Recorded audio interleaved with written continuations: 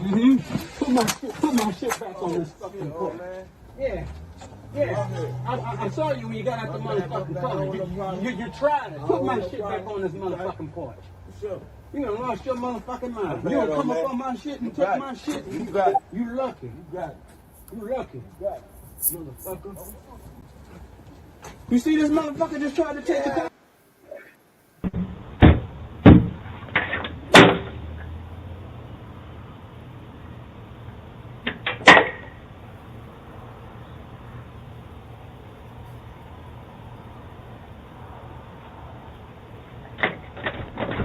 You better get your ass from off my porch beating on my door like this. I will call the police. You need to leave. Don't you ever beat on my goddamn door like that. Go. Okay.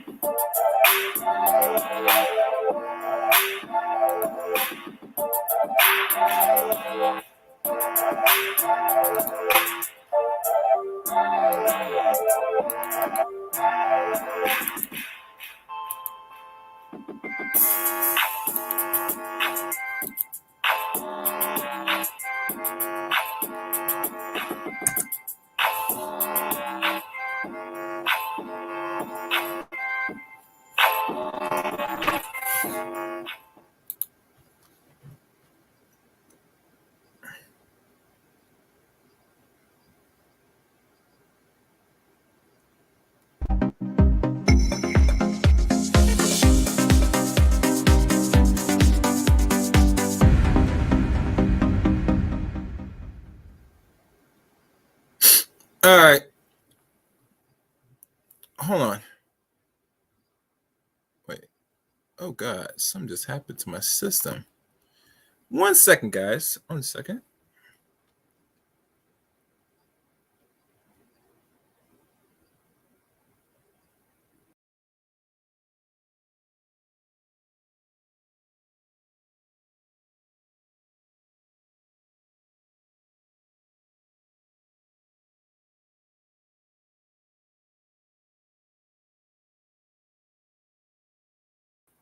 All right. I am back. Welcome. Welcome to another edition here on the Chaos Rain channel. I go by the name Chaos Rain here.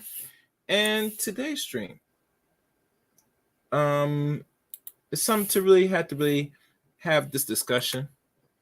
Now, I've been watching and viewing from the clouds and activity that people have been, I guess, having the conversation and their opinions on the one they call Deion Sanders. Well-talented player. I might have to do a quick Google on the brother because, like always, I'm not a football person.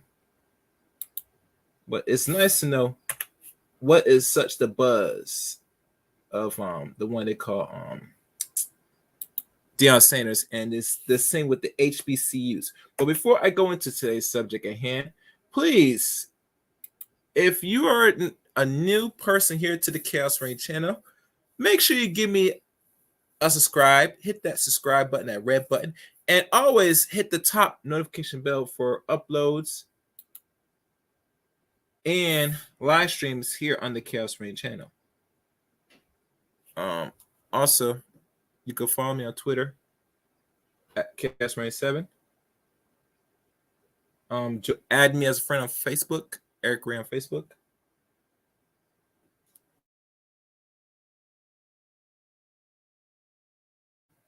And join the Discord service of the Chaos Rain channel. Those links are in the About section of the Chaos Rain channel.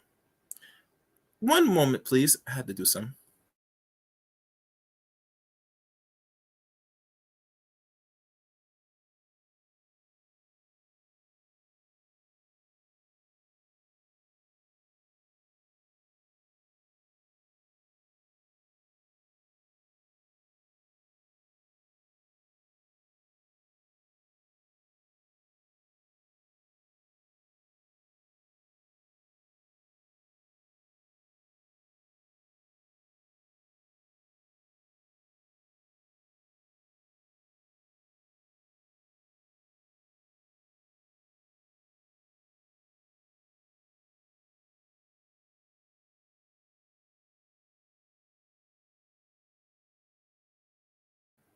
All right, I'm back.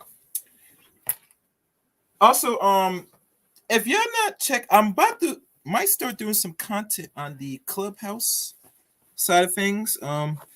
As y'all know, as we wind down this 2022, I might start venturing out other platforms a little bit. Some new ones that I've came across and heard about. I might try something over there, but like always, most of the content, as you know, is here on the YouTube side of things of the Chaos Rain channel. So not saying I'm gonna stop doing content over here yet or anytime soon. But it's always good to see what else is out there in the ethers. So be on the lookout. Stay tuned, that'll be coming. Also, did y'all catch any of the last live streams of playbacks here on the Chaos Rain channel? As you know, we all know that usually how it works. Besides y'all hitting the likes, if y'all do give me a like, appreciate it. But also engagement also goes well when you leave comments. Now, mind you, there are some things that is known custom that people might want to watch, listen to, that they might leave a comment, but that doesn't really exude that's a word, of you not commenting of any recent video either you got a chance to watch it, not watch all of it, but just watch enough that there's something that you always has something that's on your mind that you want to say. So I'm no stranger of going through comments if there are any on every live stream upload here on the Chaos Rain channel. So don't be scared. Leave a comment. I might respond back to you. All right. I don't bite. So I'm looking through, make sure all notifications that's been sent out before I begin this stream. And as you know, Discord is getting very much intense now. And one thing, since we talk about sports, and we're not going to go into too much detail about sports, I find it interesting that personally, a lot of people are getting their feelings to the direction or moves that black men make once they invest their time into certain institutions, and after they have put out their intellect in their, what they have done and what they have contributed to these institutions. A lot of people have been, and there's a lot that always get mad at the one set black man to always contribute or bring back or do something for the community.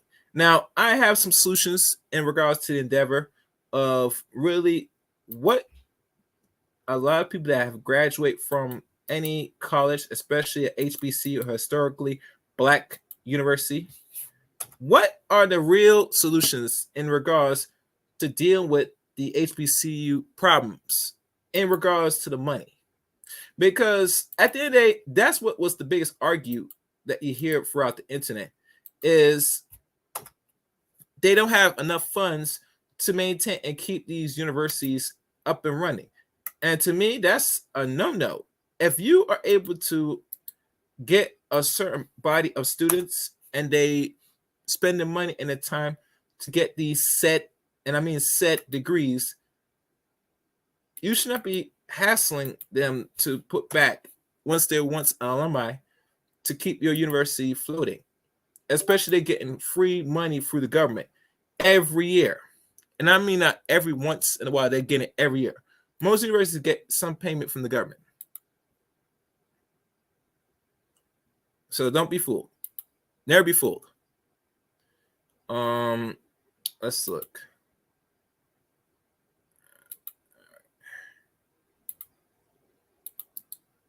And matter of fact, we're gonna probably look at some of these universities. We're gonna do a lot of things tonight. So hang tight.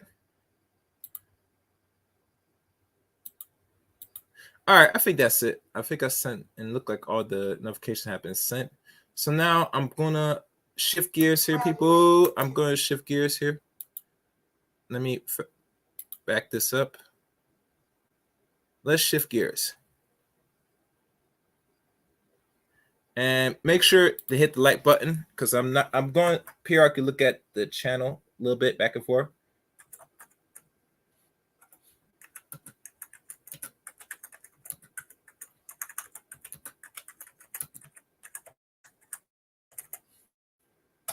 All right.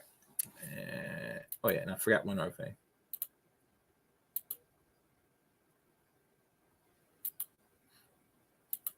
Can't forget this. Can never forget this. Never, never, never. Let's look.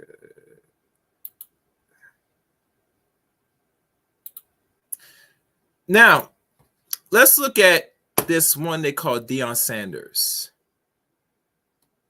And look at any latest news.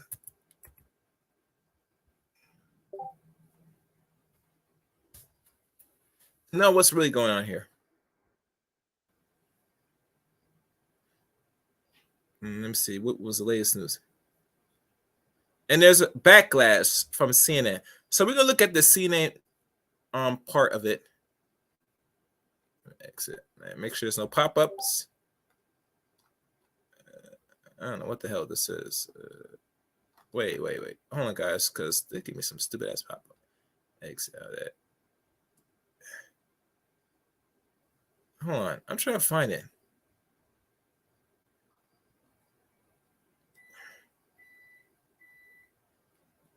Oh, no, this is a video. I don't want to see that. No, I'm not going to watch that. They do some video. I'm not running no video on this. Because for some reason, CNN and all them other places be bull crapping. All right. Let me find an article instead.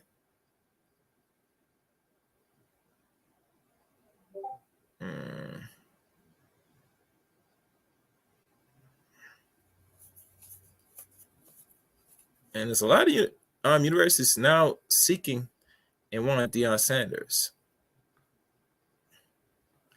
Okay, here it is. We're going to look at Yahoo News. Yeah, this is much better. And then we'll move on from there. So now we're going to share this. Yeah, oh yeah, they do all the time. I hope you notice that Just Sanity, that they constantly crucify black men. Yeah, of course, they do that. And they're known to doing that. They're very known to doing that. Okay. So let's look at the first article. We're going to present. Share screen. And this is nothing too old from what I'm looking at. As you know, Deion Sanders offered a $29.5 million deal with Colorado's athletic director, admits they don't have the money yet. Really? That's very interesting. Since the arrival in Jackson, Mississippi, the coach that Jackson State University JSU Tigers football team, Deion Sanders, has been making headlines regarding his coaching style, outspoken personality, and team success, from increased funds around the sports programs to recruiting five-star athletes. Sanders has more than shaken things up in the state, or the good Delta of Mississippi Delta. Oh yeah. Oh yes. Oh yes.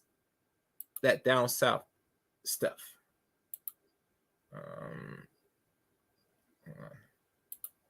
And as y'all come in, please hit the like button. Likes are free.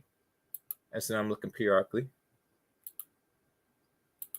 So the current student, alumni, and football fans alike had high expectations and were fluid with excitement, knowing a living legend was taking on the reign as the coach of Mississippi's largest HBCU. And the anticipation was fair, considered the wealth of athletes, athletic knowledge, and influence Sanders would bring to the football program. Entering the NFL from Florida State University in 1989, Sanders played 14 seasons across 5 teams. As a cornerback, Sanders racked up 270 solo tackles, 53 interceptions, and 94 pass defense. He would go on to win 2 Super Bowl championships and be inducted into 2011 Pro Football Hall of Fame. Wait, hold on. I think I'm getting a froze here. I hope nothing's. Now, I'm not sure what championships he won. Besides this one, you see the picture of him at Jackson State University. Now the problem playing this, there was a lot of issues that a lot of people were playing this part. So I'm not going to waste my time play it, because let's be honest. For some reason, somebody's trying to either protect Jackson or they don't want the real truth come out. And another comment, crazy things is they know he will generate the funds to pay himself plus more. Well, he is prime time, Jay Sandy, and that's the beautiful thing about him. All right. So let me hold on. Let me do this.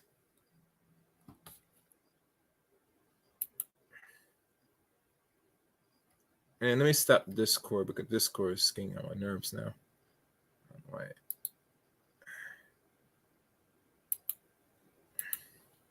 Okay. Let's continue. With such a resume onlooker, new things were about to be up and stuck for JSU, Jackson State University, while things went up since the arrival of Coach Prime. Things were not stuck for as long as fans had hoped.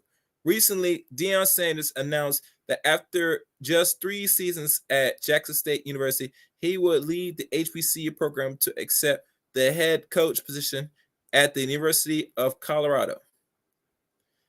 His new Colorado role will more than quadruple his most recent salary at JSU, totaling at $29.5 million over 5 years before bonuses and incentives. Now, I'm not sure how much Deion Sanders has made throughout his NFL career and baseball career, because remember, he played not only football, he also played baseball. I think he's the first dude to play both teams. Could be wrong. But like I said, I will Google that briefly after the end of this article. And as y'all know, Deion's not no regular small-time player.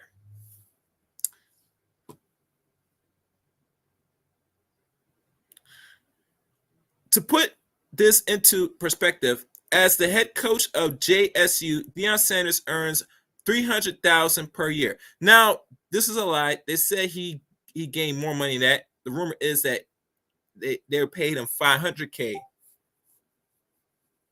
a year, not $300K. So I'm not sure where $300K come from. There's mixed numbers here. Once I heard it was $300K, now I heard it was $500K. I'll have to presume that he was getting paid over $500,000. No greater.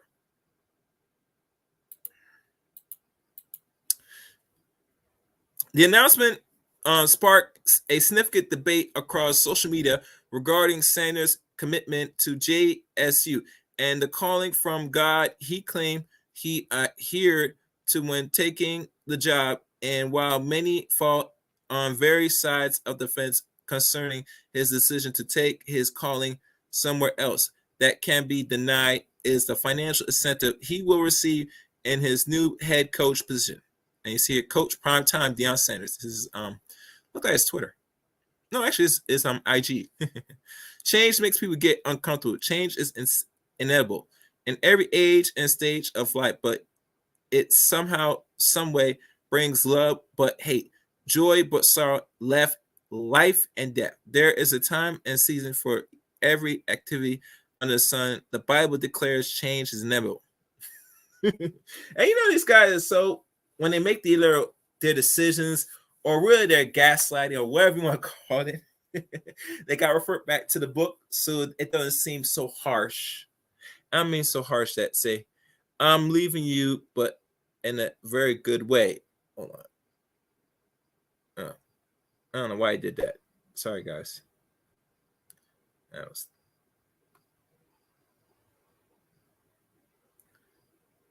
Let's keep going. According to the Denver Post, Sanders' now new salary breaks down accordingly: $5.5 million in the first season, $500K in base pay, $1.75 million supplement income for radio, television, and public appearance, $1.74 million for promotion and fundraising, $1.5 million for development of the student athletes. His salary will increase to $5.7 million in 2024, which is $5.9 million in 2025, $6.1 million in 2026, and a whopping $6.3 million in 2027. Now, mind you, he did make, well, he's supposed to obligate his contract commitment to roughly 4 years in Ole Miss or Jacksonville University. But as you know,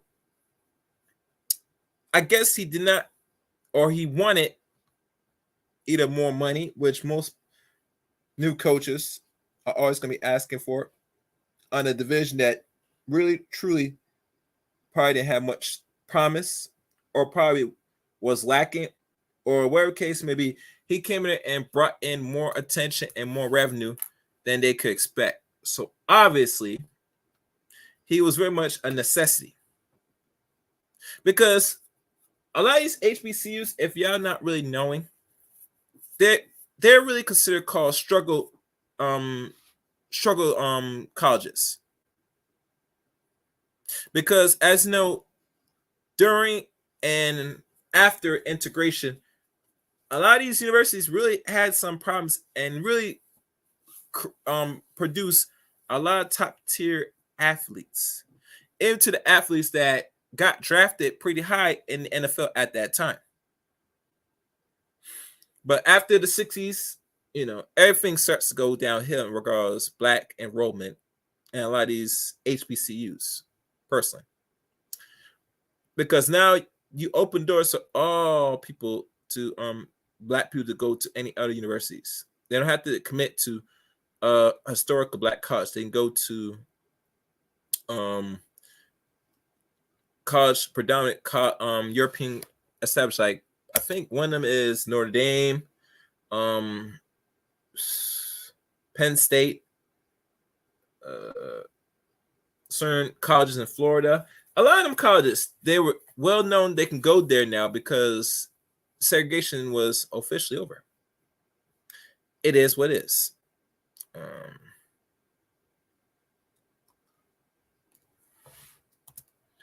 As I'm going through this,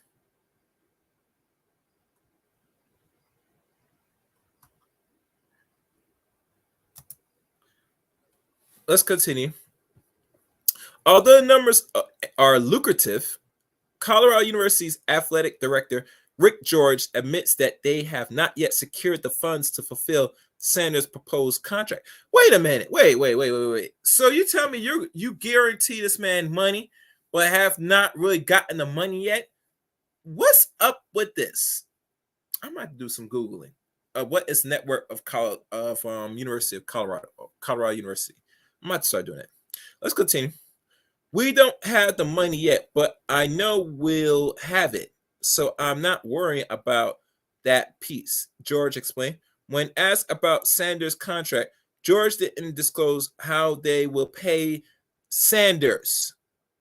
But based on the statement made to the press, it appears the funds will be secure sooner than later. Now, if y'all notice, y'all heard a lot of people that did content on this.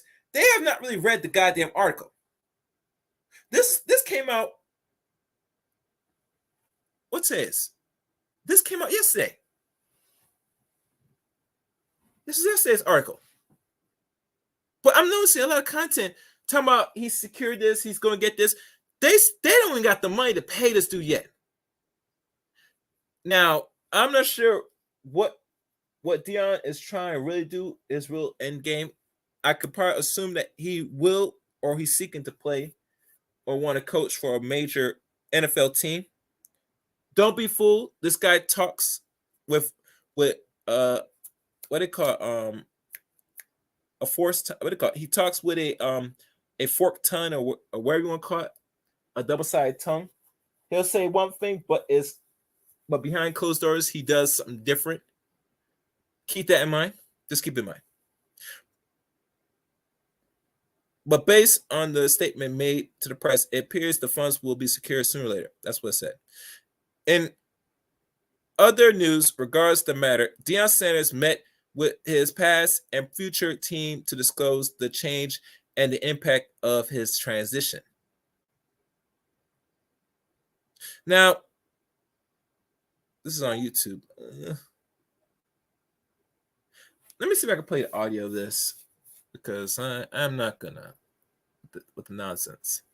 I'm gonna run the audio of this, see what happens.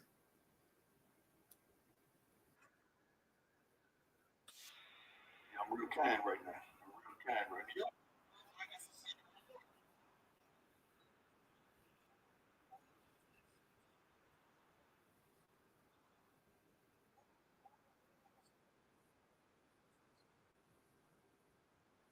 Now, mind you,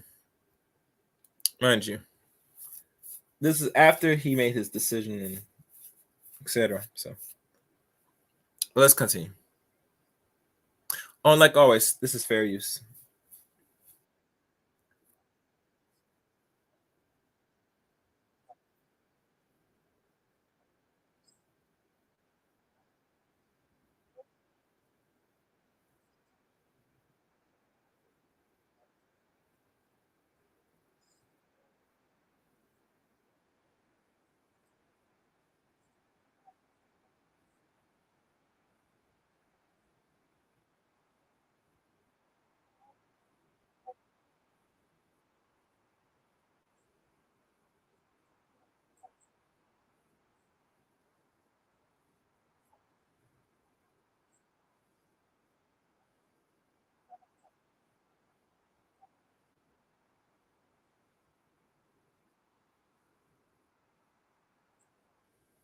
I don't want to go through this. Let me fast forward this. Yeah, y'all could probably watch this yourself. I'm not gonna go through this. It don't really suits me personally.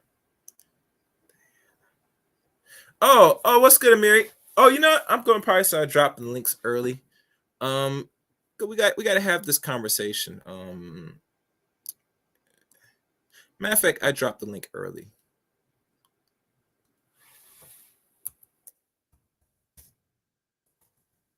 Yes.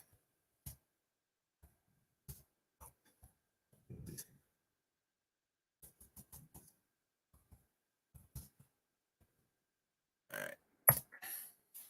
Now, my thing with this, like any person, he is a capitalist, he's an opportunist, Deion Sanders. So he is no stranger of, what he said, either you elevate or you get terminated, wherever the case may be. And there are many coaches that coach for a lot of these top universities in football, and it comes down to what you could produce. I've seen certain coach, some keep their jobs a long time and some lose their jobs, and really it depends on the university itself and what they really feel is value to certain people that coach for their university and bring them not only attention but top dollars.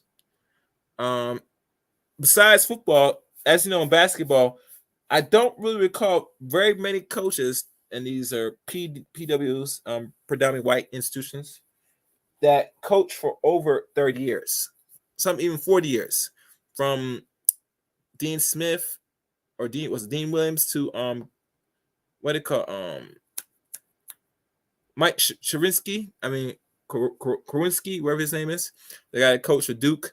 I'm only naming a few more the popular coaches that coached for a long time, like really a long time, and mentioned now retired. That I can see very lengthy, long career coaches in the college football arena. Now, I could be wrong because I have not really do deeper research on it, but I'm not a football person. But I would say on the average, coaches don't really last long in football, especially in the university level, if they don't produce well. Now, I'm going to look up some things. HBCUs at close.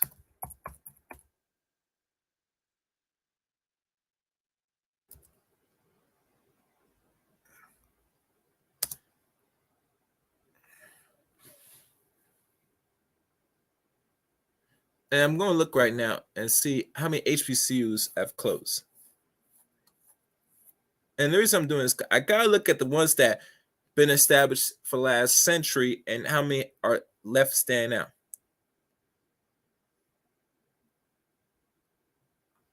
And there's a lot of articles now. A whole lot of them. Ooh, that's a lot of them.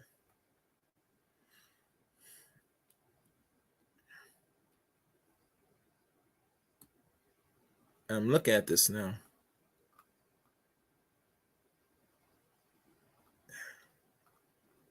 I'm scanning first, guys, before I show this. All right, this is from 2019. I can't really recall anything after 2019, but we'll look at this one. And make sure you guys hit the like button. All right, here we go. And, if you have any ideas, guys, please write in the chat room. And if you want to look up, let's look at your heritage is takeaway. The closing of 3 historical Black colleges. And there were many more for the past decade that's now no longer in existence. Some are closed down, like really closed down. This one's in 2019 of June. Since 1930, the Women Bennett College, one of the nation's top historical Black colleges for women, have dressed in white and sung their preference song over an annual breakfast. They wave white line napkins in the air, sharing "Dear Old Bennett College" and "Welcome Income Freshmen." The tradition, blah, blah, blah. December, Southern Associate College and School Commission College vote eliminate Bennett accreditation because of the school's blink financial support. Without it, the small North Carolina-based private school is ineligible for federal funding, a likely death knell. As you know, Bennett was founded in 1873.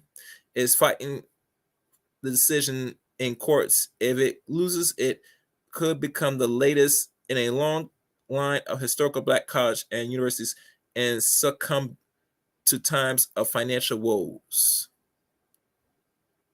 And nearly 200 years since the opening of Pennsylvania Cheyney University in 1837, HBCUs have educated thousands of students, including the Reverend Dr. Martin Luther King Jr. Interesting. Okay. Justice Thurgood Marshall, Toni Morrison, representing Elijah Cummings, and Senator Kamala Harris. But from a high in 120 such schools to about 101 in 2019. Oh, and they said Kamala Harris. Okay, so they lost like roughly almost 20 schools up to that period. Many have faced uncertain futures in the last 20 years. 6 have closed, and several others remain open in names only after losing accreditation. Now, as y'all know, the accreditation part is what is really needed and valuable to maintain a lot of these universities, because without it, if no one doesn't put back or any government grants or aids puts money to these schools, they do not survive. They actually will eventually close much faster than you think. And let me get rid of this because this is unnecessary. Hold on. According to the students, the loss of just one historical Black university at the point the only option for Black students seeking a college degree in America is bound to reverberate for generations. Race-related spoken to 3 Black HBCUs graduates whose schools are now closing about what the loss of these institutions mean to them. Another one, Concordia College, Salem, I think Alabama, or alumni, 1922 to 2018. That's roughly a period of 96 years. Yes, if I'm right. Yep. Marilyn Monroe, 31 graduates from what they call Concordia on April 28, 2018, with more than 150 other students. She transferred there in 2014 from Alabama Wallace Community College. Miss Monroe said she had a hard time adjusting. The school lacked basic resources such as student centers and smart boards that were available at Wallace. The building were old, as were the classrooms and desks, as said. Okay. And the school was a culture shock for me. Even though I'm African American, I was used to seeing different people. Miss Monroe said she attended to Concordia for the one semester and withdrew. But after an unsuccessful move to Georgia, Miss Monroe decided to return a year later to complete her degree. It was a sense of community at the school that brought her back. It was like a family, people actually caring and coaching me through things. She said, when I was tired, I could go to my teacher, my advisor, unlike at a community college. The people wanted you to be there.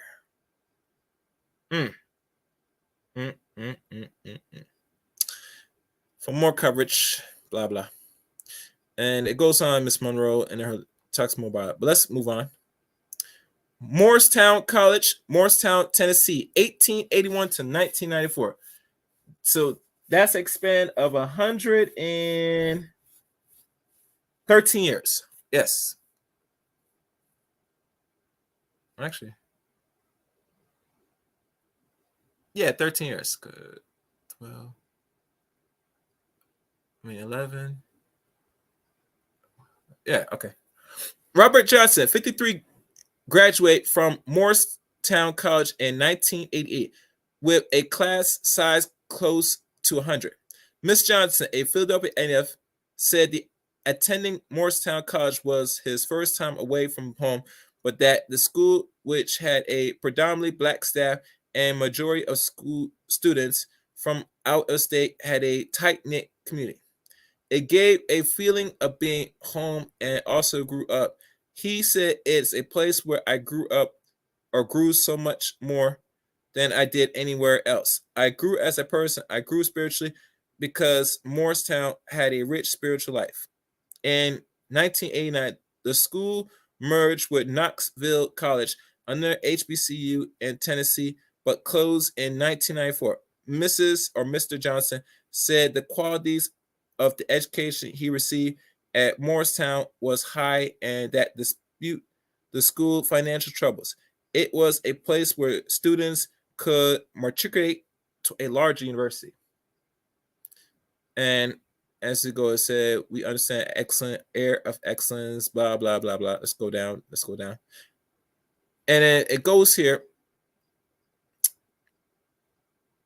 HBCUs need investments from our own communities. Our millionaires, our philanthropists, our church should take the time to invest in HBCUs, he said. They are struggling because there has always been a shoestring mentality. I don't know what that means. It may be a billionaire investor, Robert F. Smith, pledged to pay the collective student debt of the entire 2019 Morehouse College. But that was like 3 years ago now. Let's go down more. St. Paul College, Lawrenceville, Virginia, 1888 to 2013. Now, mind you, what you notice and what I'm reading, these are the few colleges, and I'm probably going to do one more Google search, and I might deal with the solution part of this stream to what can be done. Because as much time as people talk about these universities, what I've noticed with a lot of black folks, we don't go to these universities right now. And there's very less of us now in the past almost 60 years at best. Now, if you talk to anybody besides people that have done content or are on social media, or anybody that I know that I've been a part of certain channels or listened to certain content, if I had to ask them personally what university they attended, if I really want to go there, you'd be far-fetched still tell you that they went to an HBCU. And the reason why I say this, to point a point, that majority of black folks, right, they know that these colleges that they attend to might be HBCU or they don't know. Most black people now, back then, a couple decades ago to present day now, are not thrilled or happy or even have any excitement of saying I'd rather go to a 4-year university predominantly held amongst black folks as a whole. And I'm saying this with full conviction. I'm keeping real honest. I'm not going to kiss or tell you any lie. Black universities, predominant black universities, are not really where black people, men and women, young boys, young girls, or young adults are free or even want to invest to go and attend.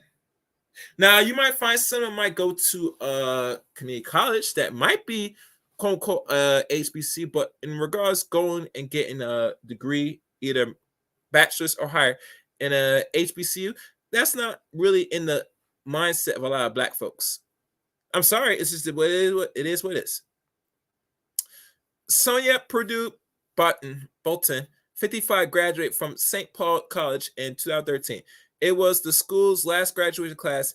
Miss Bolton initially attended St. Paul in 1983 and made the dean's list in her first semester. St. Paul was large enough to be a college, but small enough to be a family. Miss Bolton said, I am a friend today with people from St. Paul. I am still in touch with my first roommates. In Miss Bolton's sophomore year, her mother passed away. The college was very supportive. They took 2 van loads of people from college to my hometown from mom's funeral. Some people drove, including a couple of deans, she said. Miss Bolton returns for her junior year, but withdrew and got married. Okay. After raising her family, she learned about the school's accelerating adult completion program, which helped work adults gain a degree through a schedule of night class and obligating courses or breaching courses. Miss Bolton decided to finish her degree. I kept saying, I am going back to school. I want to go back to St. Paul. I want my degree to be from St. Paul, she said. 26 years after first enrolling, she graduated with a bachelor's degree in criminal justice. Miss Bolton, who now works as a deputy for the Portsmouth City Treasury Office in Virginia, said she was absolutely heartbroken and saddened about the closure of the school. Yeah. And that's it. And these are just a few labels. And I'm probably going to go back now. Let me check if anybody's in the panel. I don't think anybody's coming up yet. Okay. Now let's do one more search. Let me think. This is going to be challenging. And as y'all know, this is not really so sexy because obviously we're here to not only talk, but maybe learn something. Hopefully. Now, I'm not sure if any elders like, the Egmores or... Matter of fact, let me see if... let me do this.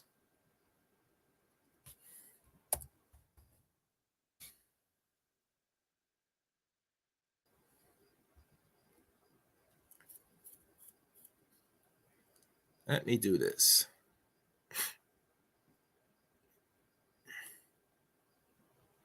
Oh, damn, he's not even on here.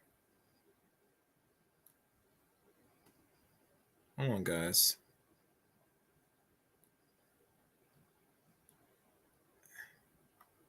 I don't know what this is guy. He said this is his page. This is new. Yeah, this was new. I don't know how often he kept up with his page. He did not keep up with his page at all. All right. Well, let me go back. I'm just gonna try to email him, but looks like that's not gonna happen now. Anyway, let's look up the number of clothes of. Wait, hold on.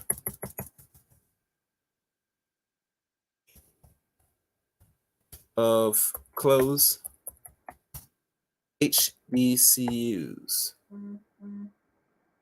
HBCUs in the last, let's say the last 50 years.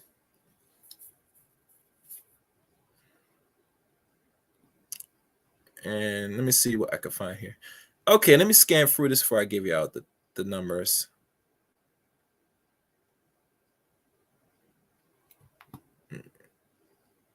And mind you, when Trump was in office, he did vow and did put money back to some of these universities or start investing in like these HBCUs, which the last administration, from what I'm hearing, the ones that were the Democrats mostly, was not in the business of supplying more resource money to a lot of these universities, which was really shocking because last time I checked, Black people vote and give their sole allegiance to the Democratic Party.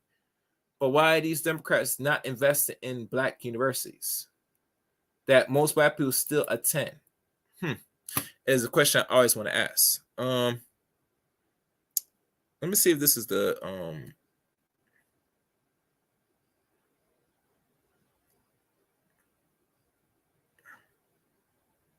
and there's an initiative.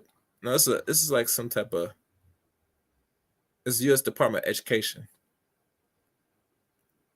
Initiative dedicated to a government-wide policymaker efforts to eliminate barriers of HBC faced in providing the highest quality of education to a growing number of students.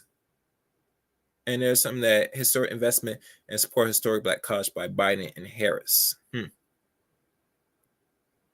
Which I'm not gonna read because if the last administration, which was Obama, that didn't really take the initiative to really put money. Matter of fact, the word on the street with Obama is that he was not going to invest in a lot of these HBCUs unless they start enrolling non-Black people, aka Europeans, in Hindus, Indians, Asians, etc. He was not really going to give more money to these universities unless they start diversifying their universities. Meaning they're going to have to start looking at and try to get other racial students to their university. I remember that 6 years ago. And that was very telling. But like I said, that's your decision.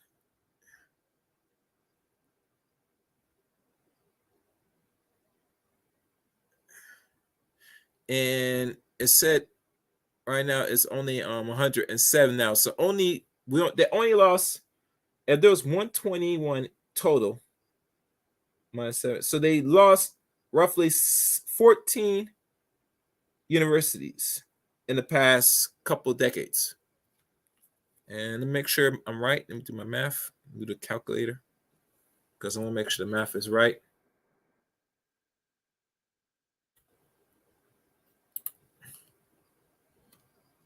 $120 subtract it now to 107. Yeah, 14. I was right on the mark.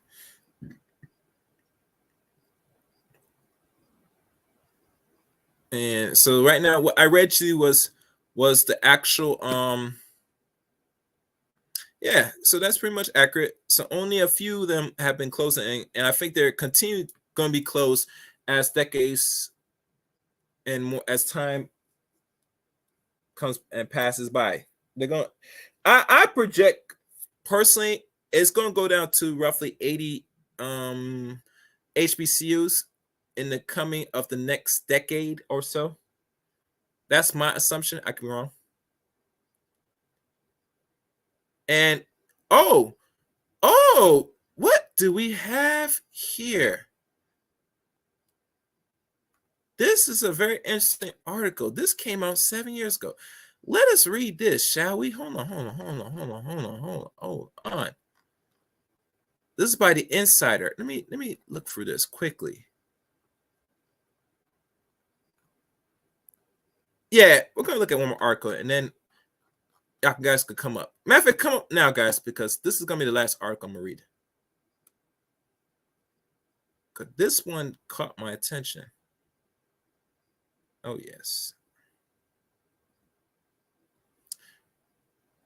And this one's title.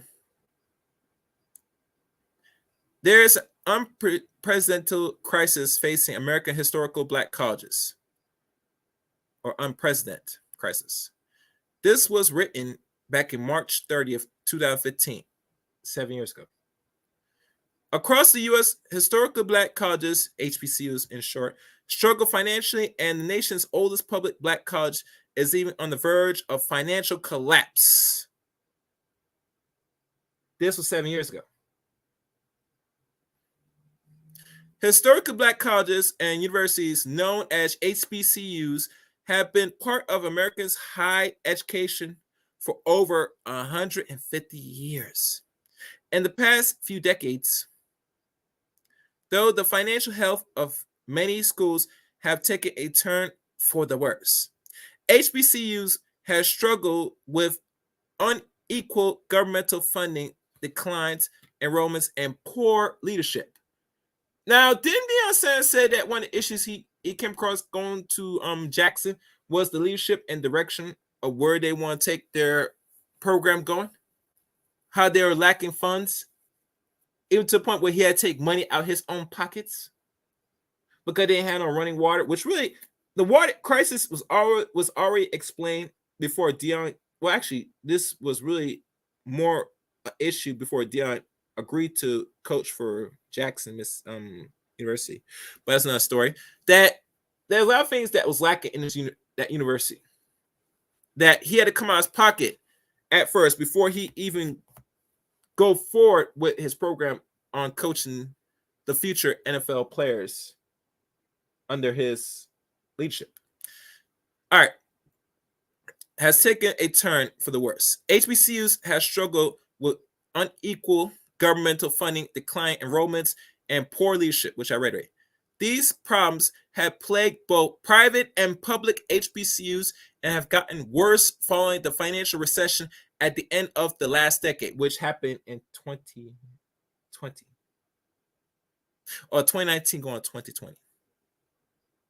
According to the University of Pennsylvania education professor Mybeth Gassman, who head the Penn Center for Minority Served Institutions, MSI, with majority institutions, when a recession hit, they might go from brie to eating cheddar cheese. Gassman said, HBCUs go from cheddar to nothing. Despite their difficulties, these schools have an undeniable impact on minority students. 11% of African American students were enrolled in HBCUs, even though the minority institutions only represent 3% of all colleges and universities, according to the Penn Center of MSI website. Additionally, HBCUs graduates around 20% of African Americans who earn undergrad degrees. I'll be right back. 1 second, guys.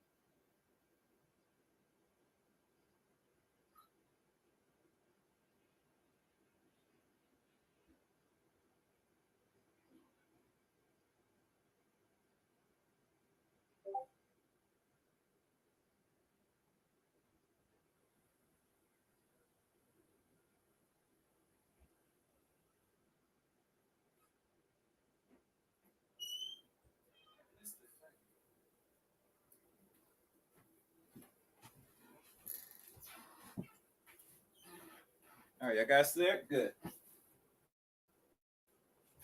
I had to take that. 1 second.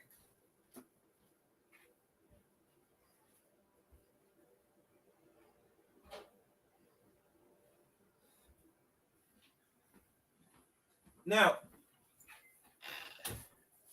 as you know, what I read so far, I hope that was alarming to y'all. We already know that the financial crisis that constantly happens and undergoes every 9 years. If you follow the track record, every 9 years, there's always a sense of beginning stage of recession. And if you're under recession, the first thing that gets hurt the most is the one that does not get the most funded, which is HBCUs and other institutions.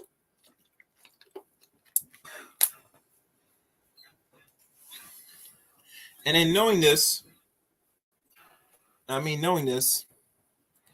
have to keep in mind that since integration, and I would say it's personally, right? People say integration was a blessing and curse. It was eventually going to happen anyway because America has to shift and be more homogenous or homogenous society. And one of the first thing you do, like Mary said, is you unify the military first.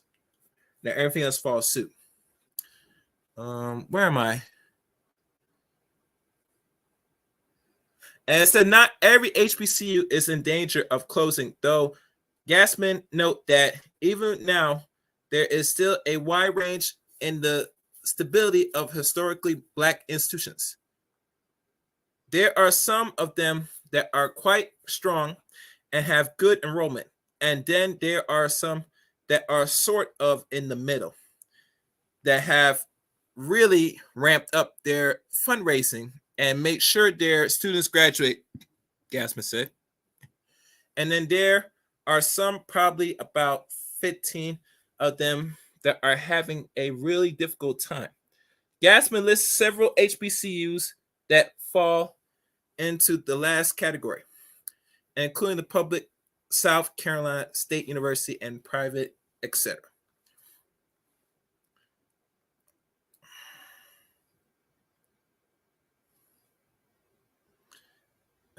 Let me see. Going down, at SCSU, the university accreditations is on probation, and state legislators say its total debt exceeds $83 million. Oh, damn. According to the Associated Press, now mind you, this is 7 years ago.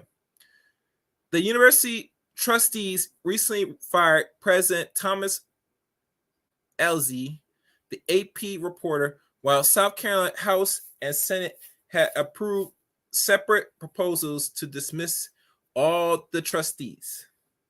Now, mind you, a lot of these universities, from what is buzzing, and I remember Deion said it, how, and a lot of people said that a lot of things have been mismatched besides resource. Money has been mismatched as well. Either they're doing some sinister or criminal with the money. I don't know. But let's keep going. Webforce, the oldest private HBCU in nations, is also at risk of losing its accreditation, owing millions of dollars in debt. Even upper tier HBCUs are not excluded from the financial hardship. In 2013, a much publicized letter from a Howard University trustee warned that Howard will not be here in 3 years if we don't make some crucial decisions now. Now, mind you, Howard's still running because they're not closed yet. This was 7 years ago. They said in 3 years that they didn't do nothing, they were going to be in trouble. So I'm not sure if Howard got their act together, but they're still here. HBCUs often struggle because they have fewer resources than other colleges, and that is unfortunately by design. It was once designed for, mulattoes, not mostly Negroes, because at the time, racism, segregation, etc., even back then during the 1800s, Black people were not really fully assimilated like that in the system until the 60s. So obviously, at the time, most Black universities were run and programmed by Black folks at that time. And the government, who knows, at the time probably did give money to keep them going or afloat. So I don't know. But let's keep going. There are other colleges, typically due to the lower endowment and less money coming in from alumni giving, according to Gassman.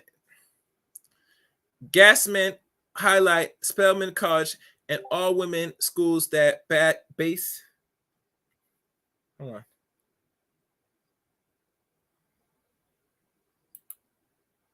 on.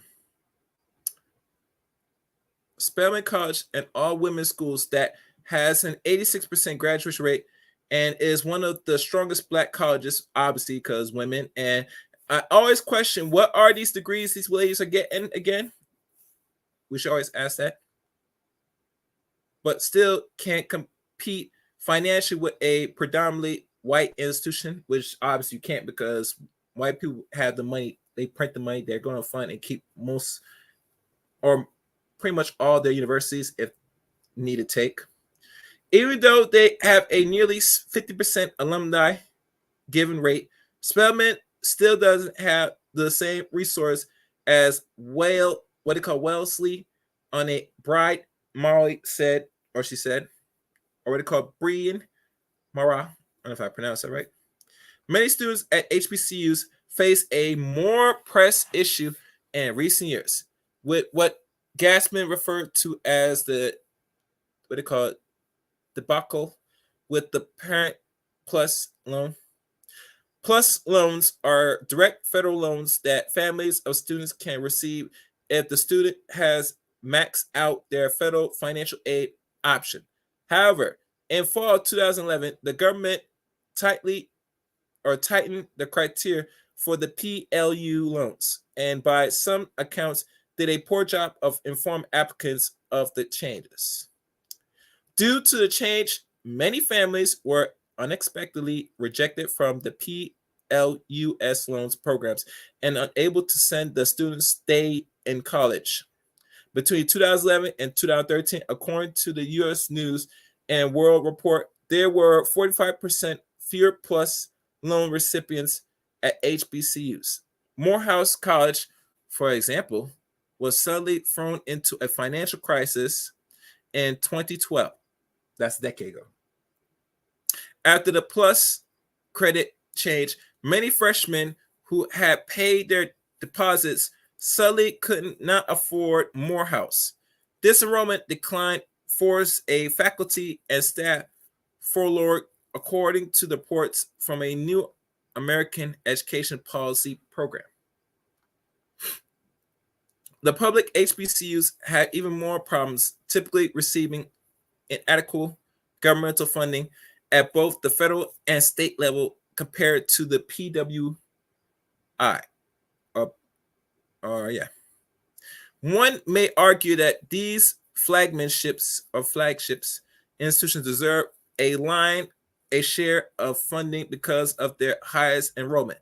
Yet when one compares the University of North Carolina, Chapel Hill, $15,700 in a state funding per student, to North Carolina A&T University of $7,800 and state funding pre-student, what they call it, inequalities in funding per student are revealed. Grand Valley Student University educated professor Donald Mitchells Jr. wrote in a 2013 article.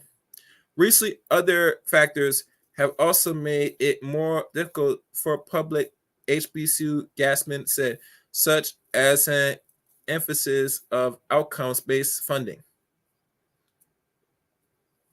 State-level funding for public college used to be based on enrollment criteria, not outcome, which is tied to factors such as graduate rates. Gassman explains, since public HBCUs tend to enroll a greater number of low-income, underpreparing students who are less likely to graduate from college, their funding has taken a hit in many states across the country.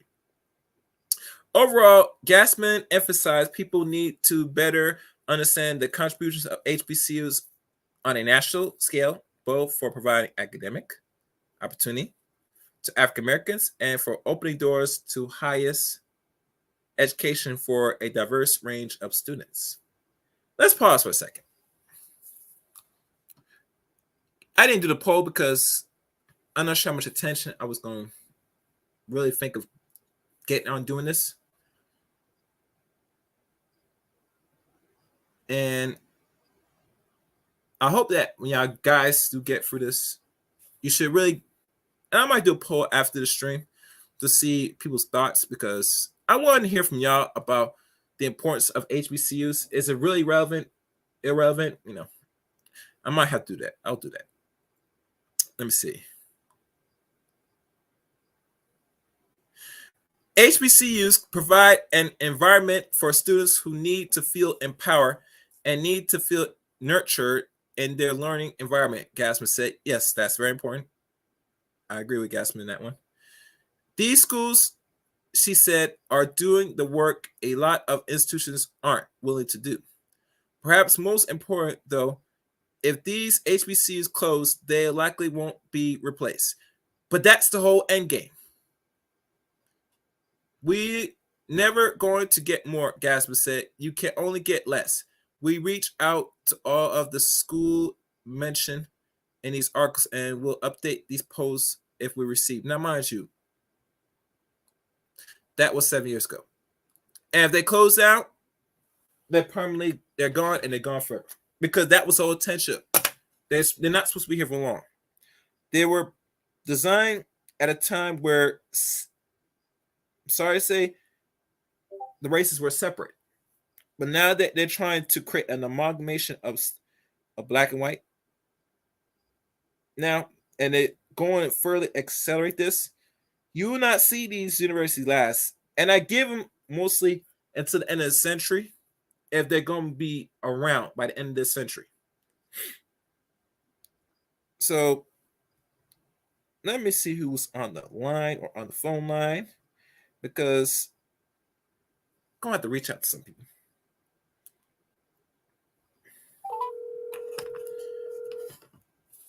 And if y'all want to come with lines down there, but you know.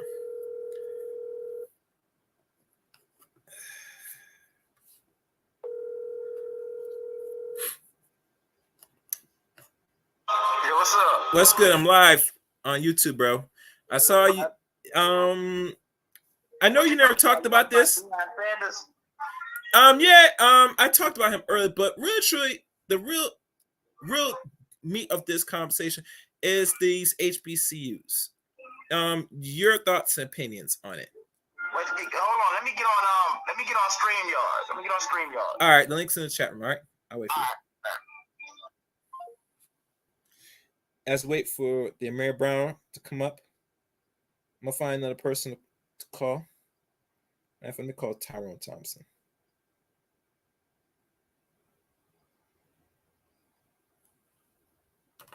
That's tough.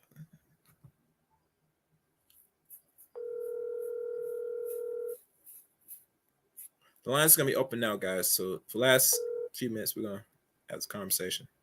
Tyrone, what's good, man? I'm here live on YouTube. Can you hear me? Yeah. A question. I know you probably got a degree now. Did you go to HBCU back in the 80s or whatever time that you gone to school or stopped going to school? No, I never been to HBCU. Your father going one, or you never knew it exists, or you were not really interested at the time when you finished high school? I wasn't even interested in going to college, man. I wanted to go to work after high school, and the military was the way for me. But while I was there, I realized the importance of education and having degrees, so I went to college while I was in there. Okay, but you didn't went to like a HBCU at the time, even back at your hometown in South Carolina or anything like that. No, I wasn't. I'm the type of person to work with my hands, man. I'd rather get a skill, instead of education. I was all into being an electrician and working on electronics and stuff like that. Oh, cool, so cool. Okay. Higher education wasn't no priority. Getting out, working, and developing my skill was for me. Okay. All right. Let me bring somebody up because somebody is online. Jay Shine, can you hear me? Okay, bro. All right, take care. That's Tyrone. Yeah, I can hear you. Can you hear me? What's good? What's good, Jay Shine? It's been What's a good, while. Wes? Yeah. It's been a minute. Yeah, why is icon not the hell? Yeah, icon's not showing on YouTube. I'm looking at it now. I don't know why it's not showing. I can see here on the studio, but can you jump down, jump back in quickly? Maybe it'll correct it. Kind of why it's Sure, doing let me try. Let me try. You kind of want to see who's talking. All right. As I wait for Jay Shine, the links in the chat room, please come up, guys. Please come up. We're gonna have this conversation. We need to have this conversation. As y'all know, and to let people know, I'm not always saying that you should not go to HBCU. I'm not, promoting or advocating or telling people what they decide to do in regards to going to school. It is your decision. Just let you know that, we have to really break the ice why there's not a lot of Black people either that know about these universities or even care to go to them. So I bring back Jay Shine. All right. We'll see if it shows up. It's not, we'll rock it. All right. Okay. All right. Yeah, all right. man. Don't worry. We'll rock it because StreamYard is funny. Let's go. All right. So what's good, Jay Shine? I know you've been listening a lot and you've been hearing the stories, even with Deion Sanders, and then me looking into now on these HBCUs now. And I found some very interesting information now talking about this. But what is your overall take and your opinions on this? Well, like I told y'all before, Donald Sterling is a prophet. Donald Sterling told y'all when he was talking to that half Mexican, half Black chick, he told y'all that Black people don't care about Black people. Yeah. It's just that simple. Every year, there's ski-wee and roof and all this, fraternity and sorority nonsense. Every year they graduated from these HBCUs, but they don't fund them. They don't boost them. If you go online right now and you Google endowments for these white schools, it's a lot of money. They get a lot of money. You talking about billions of dollars, man. So Black people do not fund anything. They want white zaddy and white daddy to do everything. And everybody sees it. Everybody sees it. Now, I'll tell you what Black people would pay for. If you go and watch some of those clips from Jackson State, they had love seats, like VIP chairs on the sidelines. Now, niggas will pay for that to show out. But they won't pay any money to the endowments. You know what I mean? And it's a shame. All those great people who came from Howard and Hampton University, all these rich Negroes, and they don't pay for anything. And it doesn't take a lot neither. Think about it. If I was to collect $100 a month, is that a lot of money for a rich Negro? Or Negroes making $200,000 a year, right? They working for white folk making good money. What, they can't afford $100 a month?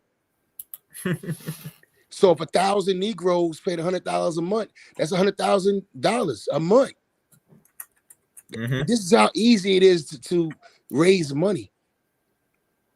White people pay for the schools. It's not just white supremacy. No, it's got white supremacy and all that. That's a whole nother topic. But people pay.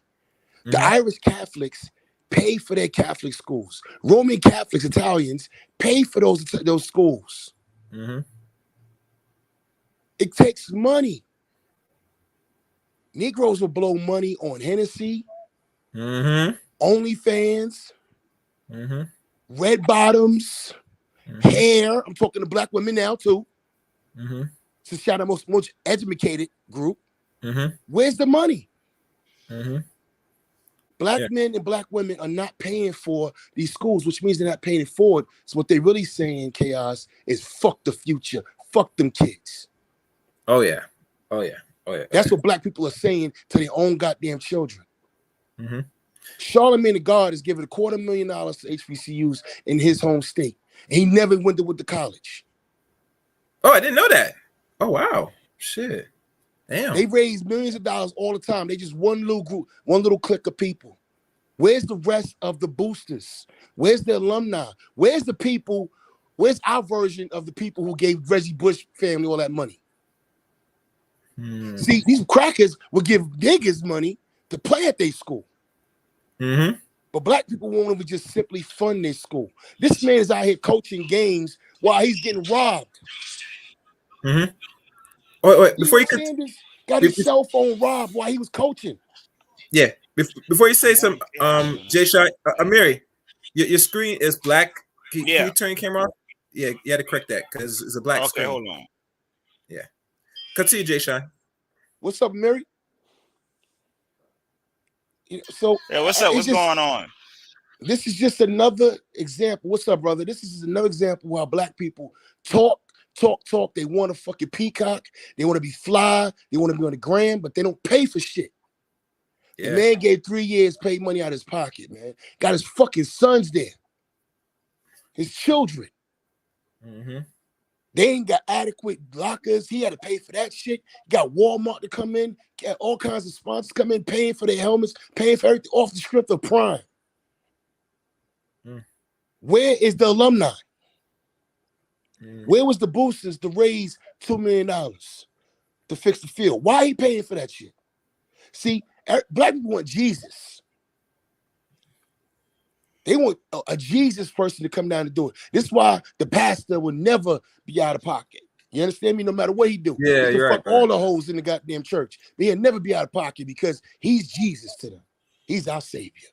Mm-hmm. He makes us feel good every week.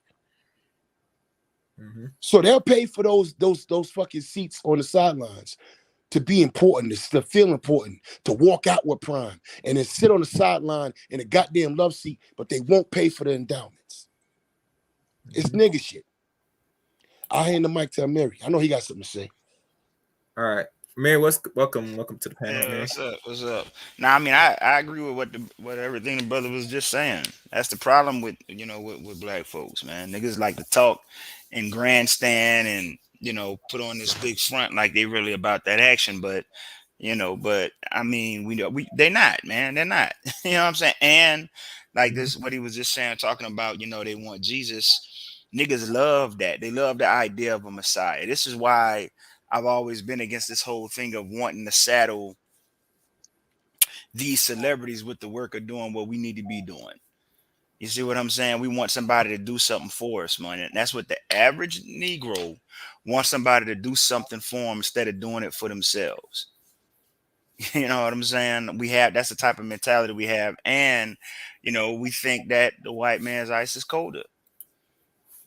So when you look at the whole situation that was going on with JSU and stuff like that, I mean, not having any money, and he's right, because I even talked about Donald Sterling and, in the wake of that whole Kanye fiasco, and it's a lot of stuff he was saying was true when he was talking about that, like these Negroes get on and don't support, and hey, stuff Mary, like that. Yeah, let me say this real quick. The reason why that Donald Sterling thing is important, I want to crystallize this. It's because it's an observation. Mm-hmm. You know what I'm saying? This is a white billionaire talking shit about black people in the privacy of his own home. This is what we look like to them. Facts. It's not just Donald Sterling. He's just somebody who got caught on tape. This is what the world sees of us. Mm-hmm. Go ahead, Mary. I'm sorry. No, you absolutely right. Absolutely right. And it's all about, we don't care so long as we can be fly than the next black person. That's all we really care about. There's no community mindset. There's no sense of cohesion, no sense of us doing better together as opposed to one individual doing well. We think that's what it's all about. That, to be honest, that's what Kanye thought. But if you're just one lone black billionaire on an island against other entire groups and of people who are operating as a group and as a team and as a collective, we don't have that mindset. We want to be the HNIC. We want to be that special nigga, and we don't look at trying to help the next brother get on. You see what I'm saying? Or the next black person do something. We live in a time now where these gender bangers and gender warriors think that we're somehow deluded by being on the time of thinking as a race and thinking as a group. Mm-hmm. You see what I'm saying? This is how far off the mark we are. And that's why it's becoming very hard for me to sympathize with niggas, because we love majoring in the minor and minoring in the major. And Mary, is worse than that. Mm. It's worse than that because what we're really saying is that we don't give a damn about our grandchildren. Yep. That's and it's the end of it. I mean, I don't want to hear no more talk. We are not even. This is the college thing plays on so many levels. It's not just prime. Right. The college is still a place where we're supposed to be cultivating children, our young people, to go into the world, to be productive, adults, to be, you know what I'm saying, to be the future parents, to be the parents to our grandchildren. Right. And they're not going there and getting that. All they're doing is showing out. Let's go to the game. Let's do our dance. Let's wild out in the stands. Let me get a picture with prom. Let me wild out. But that's higher learning. Right. So we're not even paying to make sure that we're producing the next, code writers and leaders and, and industry leaders. We're not even producing that. It's not even for that no more. It's just to say, I got a degree. I got me a shirt. I got me some colors. Ski week, roof, all this nonsense. But we don't own shit. And we're in the top country in the world. And that's the sad part about it. Yep. Yep. And then like in those, that's that whole, talented tent type of thing. What they do is they want to get into these so-called positions of prominence as acting as voices and gatekeepers of Black society. And then when they get in those positions, all they do is act as a rubber stamp for these far left quack movements and agendas, and we don't get anything. They just use us to come up. You see what I'm saying? They just use us to come up. That's all they really do. Pretty much. You know what I'm saying? Like this shit, man. Like we have, I mean, everything that's going on, it's a shit show. Everything that's going on with in Black society. It's not just the gender bangers. It's not just the social media influence, but this shit is prevalent on every level. If you're talking about like what you were talking about, Jay Shine, academia, if we're talking about politics, if we're talking about economics, it's the exact same thing. You have groups of Black people who are just looking to get in positions of prominence so that they can enrich themselves, and then it's fuck the rest of us.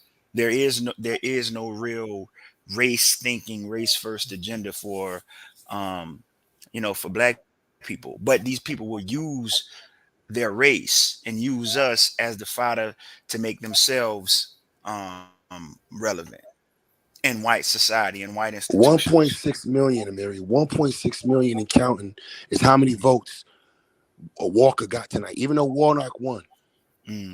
But those are white people who are willing to put a coon, to put a disgusting version of you for power.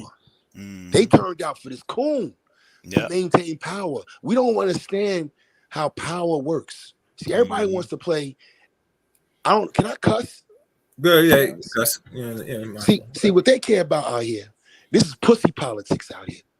Where everybody else is playing power politics. See, you know what I mean? And that's the crazy thing about all of this shit. Whether you a divester or a fucking passport bro, whatever the fuck you want, you know what I mean? All of it's better with power. Yep. That's the crazy thing about Negroes. All of this gender banging, like you was just pointing out a minute ago, and all these stupid ass fucking movements they got out here, all of it's better with power. If you want to be a passport bro, guess what? It's better to have a power base back home if you're out in the world. Yep. Just like China does. Just like we go to Namibia down in South Africa, the Lebanese own the whole goddamn communication industry down there. But they're doing it as an outside force. They're not doing it as poor Namibians. No, they came in with their own banking, their own funding, because they have a power base back home. Now, you in the greatest country in the world with the most fluid credit system in the world. If you want to be out in the world, guess what you need? Because you need that prestige in the world. People don't respect us in the world. I'm in the world. I'm out here in Germany. I travel everywhere. I know what I'm talking about. And it bothers me when I see all this nonsense online going on with us. This is a horrible look what happened with Deion. Deion gave him 3 years of blood, sweat, and tears. This nigga lost 2 fucking toes while he was down there and still was coaching. Right. A model of excellence. and then the rest of the boosters and alumni and all the so-called talented 10th and the elite didn't fuck with them. Where's the money? Where's all this money? Where's all this? What is y'all out here promoting HBCUs? Y'all like to throw it on your face and throw it on your show and say, yeah, we out here at the HBCU, we doing this. Whoop-de-whoop. Where was the money? Yeah. It takes money. You Money gotta pay it talks. forward. And here's another thing. I'm gonna shut up on this point, Mary. A lot of these donations, when you make them the endowments and all that, they're tax deductible. Yep. I know. Yeah, son. Yeah. Yep. All right, man. I get hot on this topic because this shit right here goes to the core of our fuckery. Yep. Yeah, man. And one thing, Jay Shine, because like I said, when I was looking at even from previous administrators that now I heard with when Obama's office what he was trying to do, and it was questioned beside what Trump was doing, and how I look at overall that no matter who you have on either wing, they're not in the business of keeping a lot of these historic black colleges running, and they're hoping that they all close and completely be obsolete by the end of the century anyway. You know, because think about it. When Obama's office, he said, "I will help give you money, but you're going to bring on more non-black people in your university." And we all know most non-black people don't want to be around Negroes in HBCUs like that. They got their own university. Why they want to be on a predominantly black university person? But you're forcing it. And we all know you can't force somebody to be in somewhere they don't want to go. You get me? So I think that move, what he's trying to do is hoping that by having more of non-black presence, it might convince the more dominant society to start throwing more money into these universities. But we all know if integration, that really the whole end game was to remove anything that have us still vibing and dealing with each other, right, in a positive or negative fashion, especially in the college level. And you remember when Bill Cosby was doing TV shows at the time, most of his more popular shows were dealing with HBCUs. And that's what got a few young people that were born either in the 70s or even some of the 80s start going to these HBCUs because what they saw on television. But now we know 20 years later, and we see now for the last 7 years how they're starting to slowly close down by every couple of years. There was 121 in total from what I was looking Google. They're probably more, now down to 107 in the last decade. And some of that got closed down. It goes back, tells you that no one's supporting these universities. They're hoping the government's going to bail them out and put some money because most people are not throwing anything back in there. But we all know that if it takes money to sustain it, and people going into it, especially your top athletes that come from high school, instead of giving the time to these universities, it will draw attention. And that was one of the key moves they did, was try to get the athletes away from these universities that were HBCUs and related. Because if you have the more better athletes, people come watch them to put the commercial advertising more over there. So now that you bring them to these PWIs, now they're not got nothing out. So you only solely dependent on third parties to keep you going. The government should protect you. It should not be no these other establishments giving money to keep it going. The government should be giving, since they're giving a lot of money to these other universities. Well, no question. And they know they're not, some are not even good. And they still get their bailouts. It is what it is. Yeah. So, it's real talk. Yeah. You know something, Mary? Black people have more money now than they have ever had. These same educated people will go to the Essence Festival and get in an interview and talk about our quote unquote spending power. Yeah. You know, I'm like, all right, that's a whole nother conversation. But if you want to talk about that spending power, then why are you not talking about taking that money, that so-called trillions of dollars that we have in spending power, and we're talking about $1 trillion. So why are you not just giving 20% of that to the future, your children, young people, making sure that they have a free ride or at least clean facilities? When I saw some of the video of Jackson State before he prime got there, I was like, oh, whoa. Yeah. I felt like I was, you know, out of pocket because I didn't know. Mm-hmm. You know what I'm saying? Yeah. But you know what though? I'm not a Jackson State alumni. Mm-hmm. But if I was a Jackson State alumni, shouldn't I know? Now, how many? Now I want somebody to do the research. How many people have graduated from Jackson State in the last 100 years? It's a good question. I should probably Google that. Probably thousands, maybe. And they can't afford to pay for an endowment for the future. And that is sorry, man. I'm so sorry. I'm so sick of HBCUs, you know, being thrown around. Just even with the Warnock situation, how much he funneled millions of government dollars to HBCUs. But guess what? A lot of that money is not just for is not for our kids. They really for foreigners to go to school at HBCUs. That's what's happening at HBCUs right now. Foreigners are coming in and filling up those classrooms. Indians, Bangladeshians, Jamaicans, and so on and so forth. Mm-hmm. Same thing. If you pull up a picture right now of Howard Medical School and look at the photos, it's not us. This is a real deep problem, and unfortunately, a brother tried to do a good thing, and the rest of the crowd didn't come with him. Mm-hmm. He tried to make a mad move. He put it all out there. He was loud about it. He was talking to sponsors. He was talking to corporate America. He was calling out, you know, the college programs at the white ones. He was calling them out. He was doing all of it. Where was the rest of his army? Nowhere. Hell, Deion complained about how how he starts, practice and stuff. He had to take his own machine lawnmower to cut the grass, and he had to look at the people that's supposed to maintain just the field. They look at him as funny because they're lazy. They're there for a fucking check, and that tells you where we at. That's just crazy. I can't believe this man car got broken into. I can't believe his locker room was robbed while he was coaching.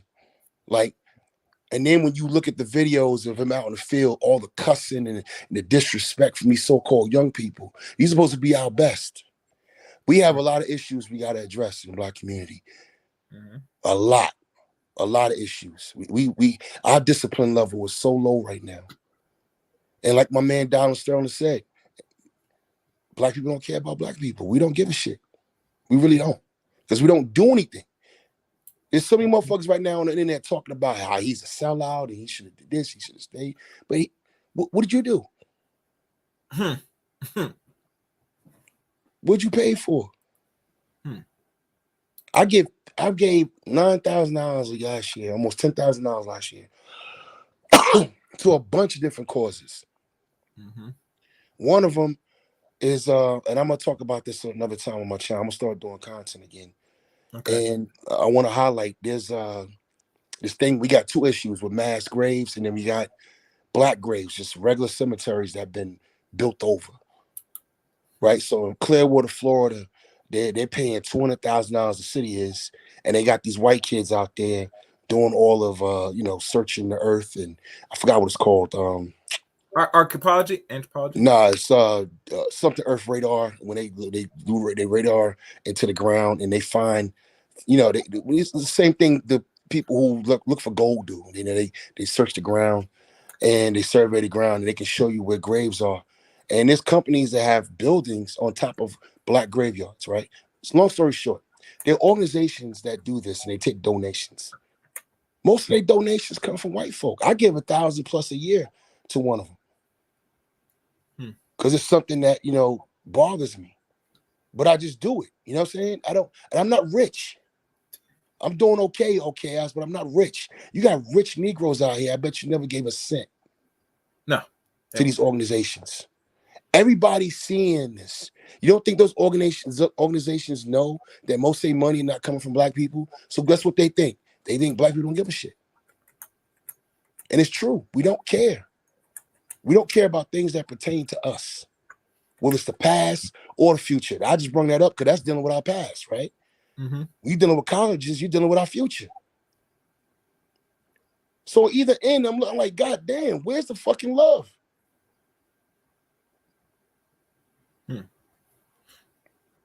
Yeah. I mean, there is no love because a nigga wants something for nothing. All right, Lena, you're on the panel. What's good, Lena? I'm not sure. You probably have not been listening long.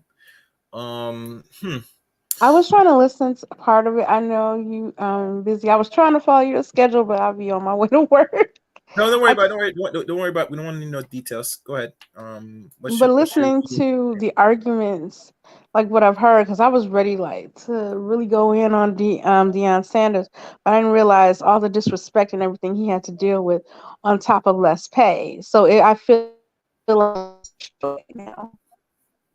I feel like if you really want me here, show me and I work for less for my people. You know, oh, okay, the grass is cut, y'all respect me, you're not breaking. Yeah, I'm a legend. And you would think that they would respect him more. And like, yes, Deion Sanders, own black athletes, but somebody outside the schools are treating him better, so he goes where the love is.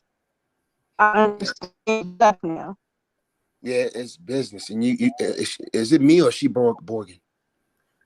Repeat your sentence, Lena, because you're Borgen a little bit. Yeah, you're going in now.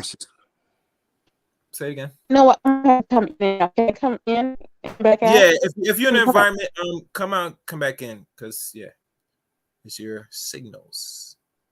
Anyway, yeah, man. Personally, I'm very disgusted, and even when someone mentioned, I think one content said that how this man, the night of the last game they had before they head to some other game, how Deion took a first class flight to Colorado to you know make his headway that he's committed to that university, which is very uncharacteristic. But now that I think about it, unfortunately, that's what you expect when you sign off to be part of a HBCU. A lot of stories I hear about Jackson University, I'm very shocked that how they have condoms all over the floor. It's like a real cesspool, Jay Shine. And it's ridiculous. When you start getting into all the shit that was going on that campus, and I was paying attention, it's ridiculous. Yeah. It's to me, and mind you, I heard some weird shit, but if that's what happens in these black universities, I mean, god damn. I mean, that's just ridiculous. All right, Lena, see if you're single strong. Say something. Lena. All right. I should get her mic ready. Yeah, the man has to spend money in almost close to $250,000 of his own money to get them facilities, necessary things, even to the point where they don't even have, good swimming pool or anything to really rejuvenate the body. They don't got, Yeah. And the funny thing, I was watching the interview. He said that if Jackson was going to offer and negotiate for a longer contract, because he had 4 years he signed, but he reneged and only did 3 years. That he was going if they were going to offer him something much better, I think he possibly would stay, in my opinion. But when I think about it, if he was going to stay, if you're struggling financially and you don't got the things already, personally, it should be a blessing that you had him for as long as you had him. Now the only next direction I should see from Jackson is, now that Deion has brought notoriety, some advertisements, etc., what you really gonna do now? Because you are an unorganized university. Now that he's gone, are you going to take what he has done for you and step it up, or are you going to decline? In my opinion, Jay Shot, I think they're going to go back to square one again. Personally. Yeah, well, when he first got there, he did the first interview. There was ESPN. There was somebody interviewed him before he even started his first season. He told him, said, "Look, I'm coming here to do this, and if Division I school comes along, a better opportunity comes along, I have to entertain it." He said that from the beginning. Okay. You know what I mean? He said it from the beginning. So it's not like he reneged on. He just didn't finish out his last year, but the offer came when the offer came. I feel you. But this man, numbers, you can't deny. The last 2 seasons, his first season was okay. Last 2 seasons have been undefeated. You know what I mean? So he did his job. Now, when it comes to the business, Like my saying. Yeah, life is Life is business. business. Yeah. This is business, man. At the end of the day, the schools. It's not just Jackson. It's all of the SWAC. They're not handling business. Mm-hmm. And like I told you before, Negroes are paid for the love seats and the lazy boys they had lazy boys on the sidelines, man, for VIP. I What? don't I mean, you talking about nigga shit to the fullest. So Whoa. if I'm a booster, if I'm an alumni, I'll pay $5,000 for that lazy boy seat so I can show out in front of Lena, show out in front of UKI, show out in front of Mary, I show out in front of other black people. But we're not paying for the endowments. That's crazy. So you mean they tell them they won't cut the grass? They won't cut the grass. But they'll pay to show off, to show out. Yeah. This is the kind of shit that was going on down there, Lena. Oh Whoa. wow. This man had 2 toes cut off and still did his job, and niggas couldn't support him. He's getting robbed, his car's getting broken into, all kind of crazy stuff's going on down there. And see, that's where I think it should have been if it was me, or let's say I sat on the board or something. I think the morale should have been encouraged and raised. I would have been like, okay, no negativity. I would post things. We're not gonna cuss. Yell. Obscenities. Obscenities. At the field and the players. We're gonna respect. And like when he got robbed, I think they should have shown at least that they care. Like we're gonna raise money to replace his stuff.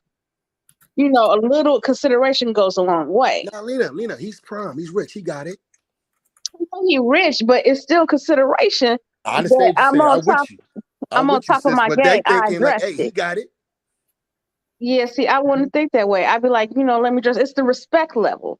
Like, here we have a legend. You know what we do? We rob them. That's how we treat the legend. We rob them. That's crazy. That's why black people, when they get money, they move. Mm-hmm. The alumni and the so-called educated class, the elite, the black elite, supposed to have moved with him. When he made that move, that sacrifice, they should have sacrificed. And they didn't do that. Across the board. I'm talking about HBCUs across the board, but even just in the SWAC where he was at, he brought sponsors and he brought in corporate money. They revamped the locker room. They gave him new uniforms, new helmets, fixed the field. And when you go back and you look at the video, I think it was 60 minutes. And you look at what it looked like before he got there. This is in 3 years. He did all of this. Where the fuck was the alumni? Yeah, that's another thing. Alumni should have been there donating and volunteering. Supportive. Yeah, and volunteering and being supportive. Didn't happen. But if you give them a lazy boy on the sideline, Lena, they'll show up and pay for that. Mm-hmm. And I ain't gonna lie, I was upset. I'm like, I didn't even go to the school, and I was upset. Like, see, how he gonna leave the black school and go for more money? And my how I was thinking before what I heard was that you didn't even allow the school to give you a chance to counter offer and give you more money, even though you're in a contract. Say, hey, I'm gonna leave. Can you negotiate? Can you raise what I make since I'm bringing in so much money?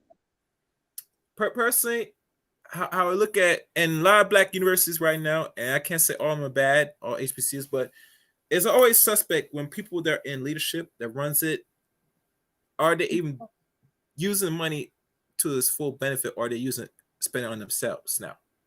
And now things have to be very much questioned. And we're going to know firsthand in the first year without Deion.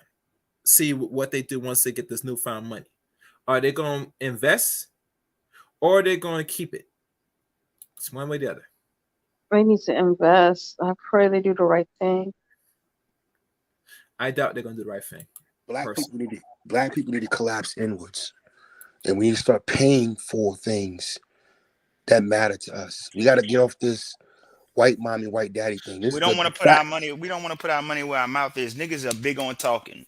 All niggas want to do is talk, man. But at the end of the day, that's why I had an attitude I have, and that's why I get a pushback I give, because I know that the overwhelming majority of these niggas are full of shit. They're full of it. They're not going to sacrifice anything or put anything up.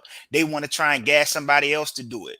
It was that saying, like going back to Kanye and Kyrie, they gonna gas them up to fucking do it, but these niggas ain't gonna do it. The average everyday nigga ain't gonna do it. They're not really about that action. They just be running their fucking mouth and talking shit so they can appear to be woke and more conscious than what they really are on social media. Like the majority of them are fucking frauds, man.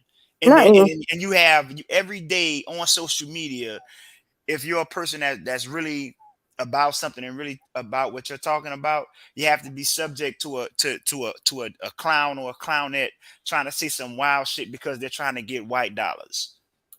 You see what I'm saying? That they're not going to impart back into that black community that they were able to exploit to get themselves in that position to get that fucking money.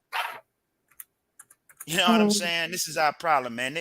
All they do is talk. That's all they do is talk, man. You know what I'm saying? That's why I don't be wanting to hear it, because when you start talking about the money, listen, anything that you're talking about in terms of social consciousness or any of these other things, even if you're a gender bang or whatever, the conversation, it all rests on economics. So if you ain't talking about money, you ain't talking about nothing. You see what I'm saying? But the reason why they're never going to talk about that is because we have to begin to talk about the work that it takes to create that money, and then how we're going to use that money to empower ourselves in a very no, Amiri, we're not doing this no more. No, we're not doing this no more. We're not going to act like niggas don't know. True. Niggas know. It's the same thing I had with the brother. Last time I was here, Chaos, there was a brother that came up, and I had, he was a good brother too, but I had to correct him. Like, no, we know what to do because we do it for other people. Yes. We're professionals. There you go. Yep. We work for other people. We know exactly what to do. It's got nothing to do with what to do. It's got nothing to do with the money. It's about will. We don't care about us. You know who we don't care enough about us to put in the work. And you know who I think of who had a good analogy about that, when Dr. Umar was on, and he was saying, you know, he has a lot of people that believe in and his talking points and his content, but he has no workers. He said it's one thing. He's like, I can get people to believe and be supportive, but I can't get people to come and physically help me like that. And I was like, he's got a point. And that's what makes sure I'm clear. And Mary, I agree with you. You know, I wasn't challenging you. I'm saying that I know. I'm not giving niggas no space no more. Yeah. I'm giving zero space. You understand me? There's no more outs. I'm going hardcore with this from now on. Right? You either do it or you don't do it. You have to shit or get off the pot. You know what I mean? It's enough for the talking, enough for the peacocking and acting out. I'm sick of it. It makes my stomach turn. Right. It's too late. We in a very serious moment in human history right now, too, by the way. Oh, yeah. Really, at a really pivotal existence now, you know. And either we're going to sink or swim. And I told, who I told this? I told one guy that was on his panel about the situation. I said, listen, in regards how you view that we're in the century now, is either we're going to do or die. It's no in between, you know? I mean, it's because moving forward, they already know what they want to see black people and what they're going to do. And they're going to continue to do it. And black people just fold their hands and hope that, you know, it happens and someone's going to probably save you. Just like how they were hoping to put all their doubts on Deion, which really is a slap in the face, because no one man is no fixing situation. Everybody has to play their part. Everybody has to pull something out of their pocket eventually. If you sitting there hoping and waiting for your government daddy to keep supplying you, to keep your existence, then, you know, you get what you deserve. I mean, it is what it is. You know? They already know that they're not going to supply and keep these universities open. You know? It's going to come to the people that put their time, did the time in those universities to throw something back into the pot, you know? Right. Yeah. And it's just the way of the world. Right? To this weekend, right? Yeah. I promise you this weekend, somewhere in America, in one of our major cities, if not a lot of them, there's going to be a group of white people raising money for some cause. For some cause. It's just what successful groups do. They raise the money. We don't want to spend the money. And what Prime did is he exposed us. Yeah. Because he came in hard body. That man had surgery, had to have 2 toes amputated. He did his job. He put his money up. They wouldn't do certain things. Fine, I'll pay for it. Fine, I'll do this. Fine, I'll do that. He did everything. Brung the sponsors. He did everything he can do on his name. And then where was the army? Where was his counterparts? Where were the people coming in? And we're not even talking about major sacrifices. We got a lot of rich Negroes in the country. Oh, We yeah. got a lot of Negroes in the country making 200,000, 300,000, hell, just 100,000. It's nothing to give up $30, $40 a month, $50 a month. This is what we're talking And about. actually, you can get more of that. And I got solutions, which after, as I wrap up, I give my interpretation of what Black people could do. All right, go ahead. Yeah. I'm sorry, you about to say something, Lena? No, I was saying, as I conclude this, I'm probably gonna give a sense of solutions, since the so-called institutions or the government's like supply these universities what people should be doing and they could do. It's not hard, man. All the successful Black people, all the brothers out here and sisters out here who are out here rocking, I count myself among them. We know what it takes because we see the other groups do it. We know. So there's no excuses here. We don't give a shit. And the sad thing about it, I'm gonna sign off with saying this, and excuse my voice because I'm still hoarse. Okay. We're doing this to our own fucking future. We're saying fuck the kids. It don't get no lower than that. But I'll show up. I'll spend $6,000 to sit in a fucking lazy boy on the sideline with my jewelry on, showing out, throwing my hair or throwing my little Louis bag. Niggas showing up looking like bitches on the sideline. So cute ass Negroes. This is sad. This is what we're about. And we got to be honest about it. And you see it right here in Black YouTube. Everybody's got to show the other person up and disrespect the other person. It's just a show out culture. And it's killing us.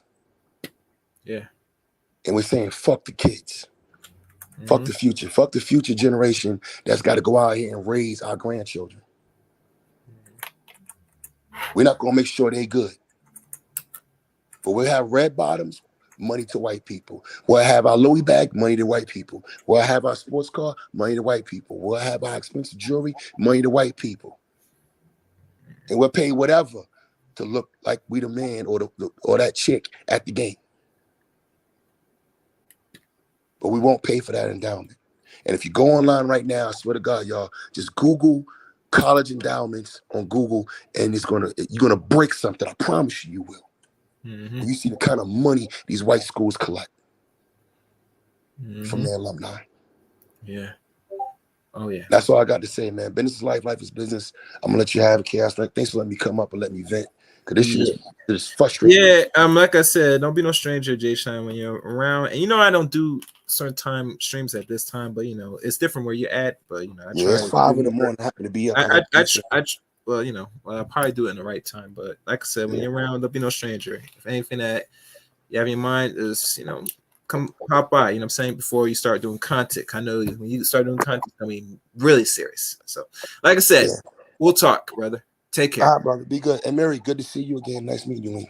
Nice meeting you too. Thank you, brother. Yes. All right. Mary, you still there? He's probably busy. Lena. Overall, I know it seems doom and gloom personally, but that's where we at. And like I said, I have no problem when a man makes his own decision. My thing is this: whatever decision you make, say you're not gonna get a lot of praise. You're gonna get hate on, especially if your brother, because like I said, a lot of people are hoping to find some or a lot amongst us to Oh, how you doing, Sir Hell Speaks? If you want, brother, can you come up? If you can, please. Yeah, Sir Hell Speaks, another good content creator. Yes, please come up. And make sure I have the thing in the chat room. My thing is this: that there's not gonna be no savior saving us, and I want our people to get this out their mind that don't expect someone, either a person from the sky or someone that's on earth, going to save you from your problems.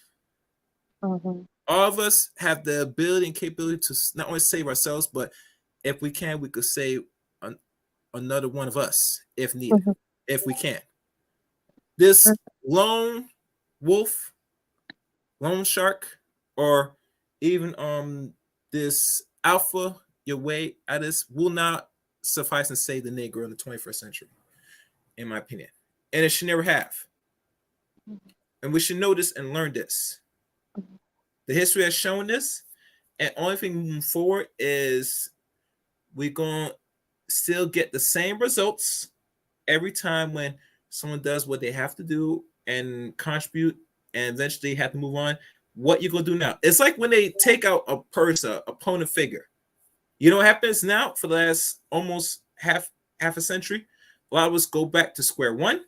A lot of us get stagnant, and nothing has produced anything of any substance to carry forward, move forward. And personally, that is now, and I'm not having no excuse either. This is now by choice now. This is now a choice thing from our people. There's no way in hell that your institutions are crumbling and failing, and people that went and was given the opportunity just to get a reasonable education, and probably it might be the best or whatever, suck it up. At least you went to a 4 university and you got a degree into something. Other universities didn't give you the opportunity to get this, but besides this.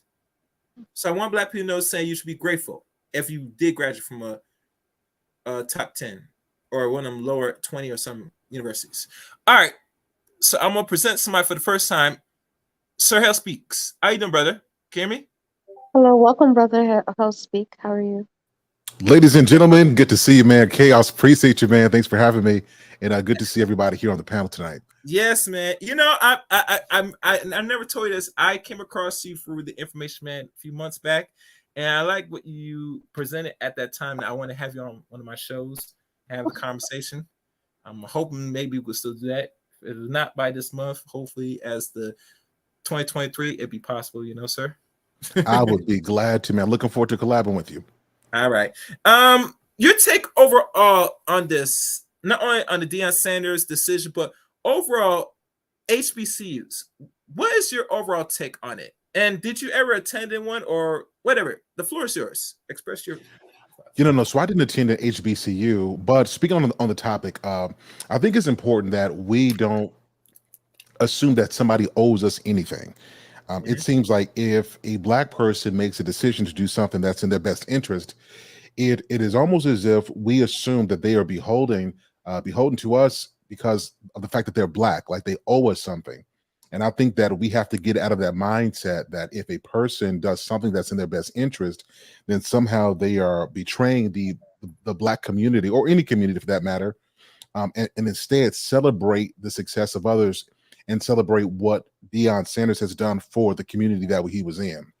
So my whole thought is this: we have to stop ripping each other down. Like we have to stop ripping each other down because we make decisions that we don't agree with, and instead celebrate that there's a successful Black man who's making heavy and major moves and bringing financial financial success to the people he's around. And he's, to me, building up the image of Black men because our image has been tainted for so long. So that's my perspective on this. I'm really disappointed to see how many people are speaking out against him instead of celebrating what he does. So that's my perspective. That's in general. That's my perspective on this. Yeah. My thing, because I had Jay Sean earlier and how he's disappointed. I'm kind of disappointed after reading certain things about these HBCUs and how some are slowly closing down as years pass by. And I already predict that by the end of the century, I will be very shocked to see if anyone out of 120, now 107, and there could probably more that still exists, that they're going to soon be obsolete. Since the government's not going to really save them, nor to say they're going to back them, they're not. So it's going to be up to the people, those that did attend and graduate, to throw something back in the pot. It should not be the responsibility of, let's say, someone like a Deion or whoever that came in with very little resource to throw into the university just to get it up and running to where it should be. That tells me if a man has to throw money in his pocket just to give something to your programs, that tells you don't really care at all.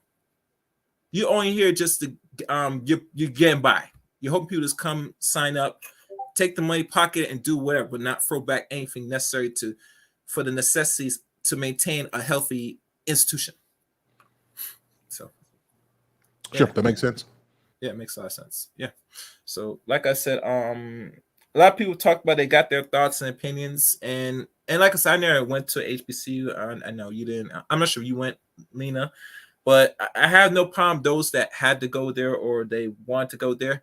All I know is that it's going to take people that attended or where a part of the community it resides that people got to pull something out their pocket to maintain it.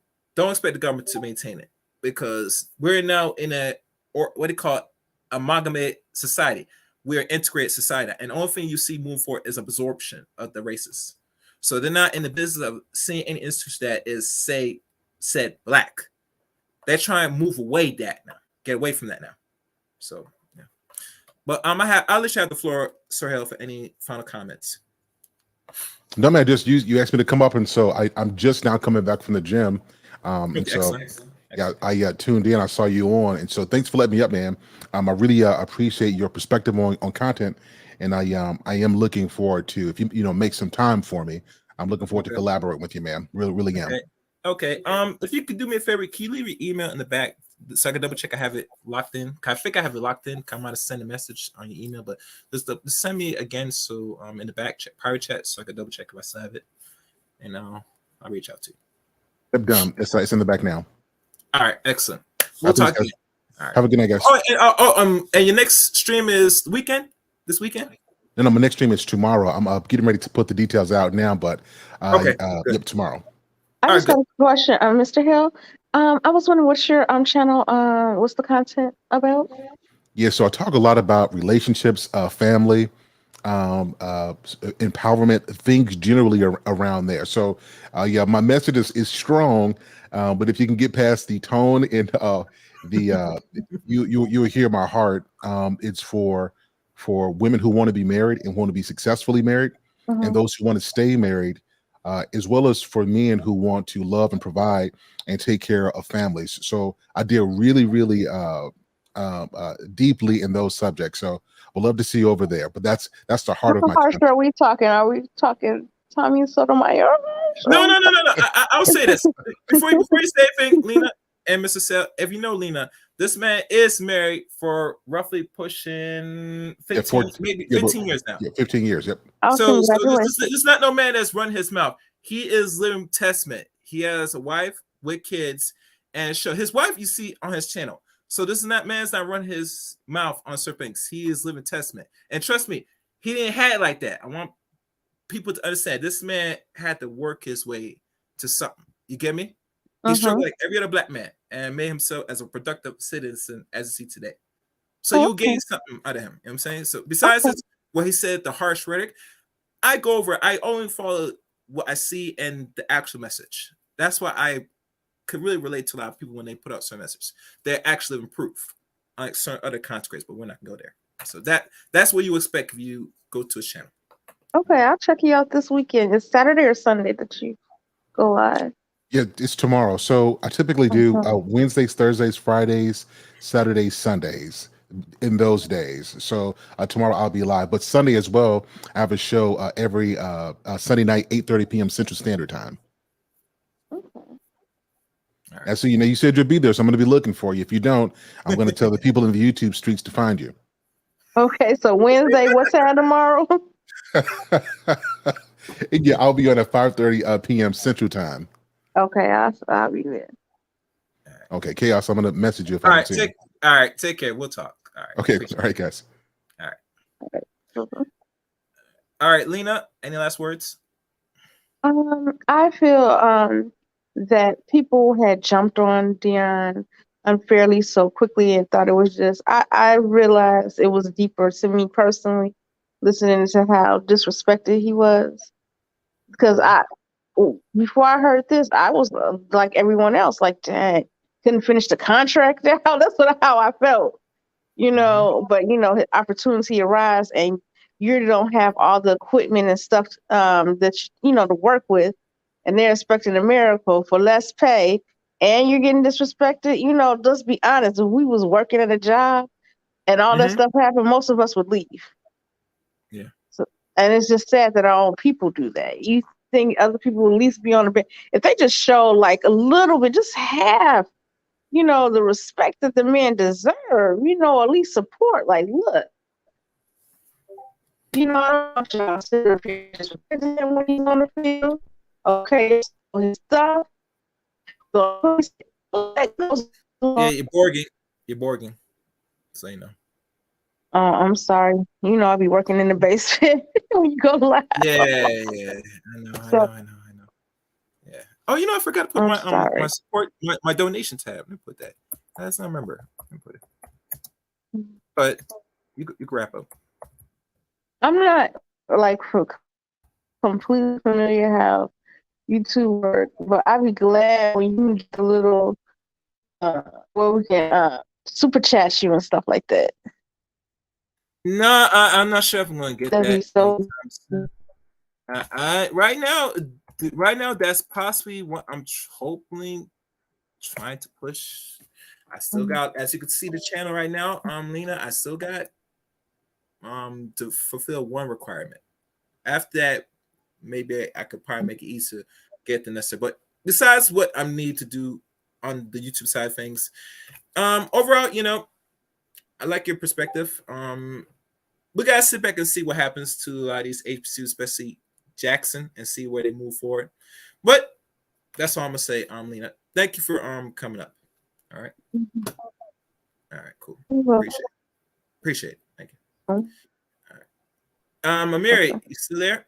Hello? Amiri? Amiri. He's probably asleep now. So let me lower him down. All right, guys. What should I do? Now I'm going to say about the solution part. And hold on, let me do this. Yeah, let me stop this because I don't want this to keep popping up. All right, now for the solutions.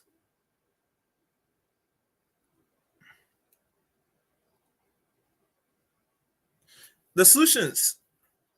Since the HBCU is not receiving the necessary funds from the government in a total of millions and millions, what can Black people do now to maintain? Oh, damn, you're still here. If you want, you can come back up, Amiri.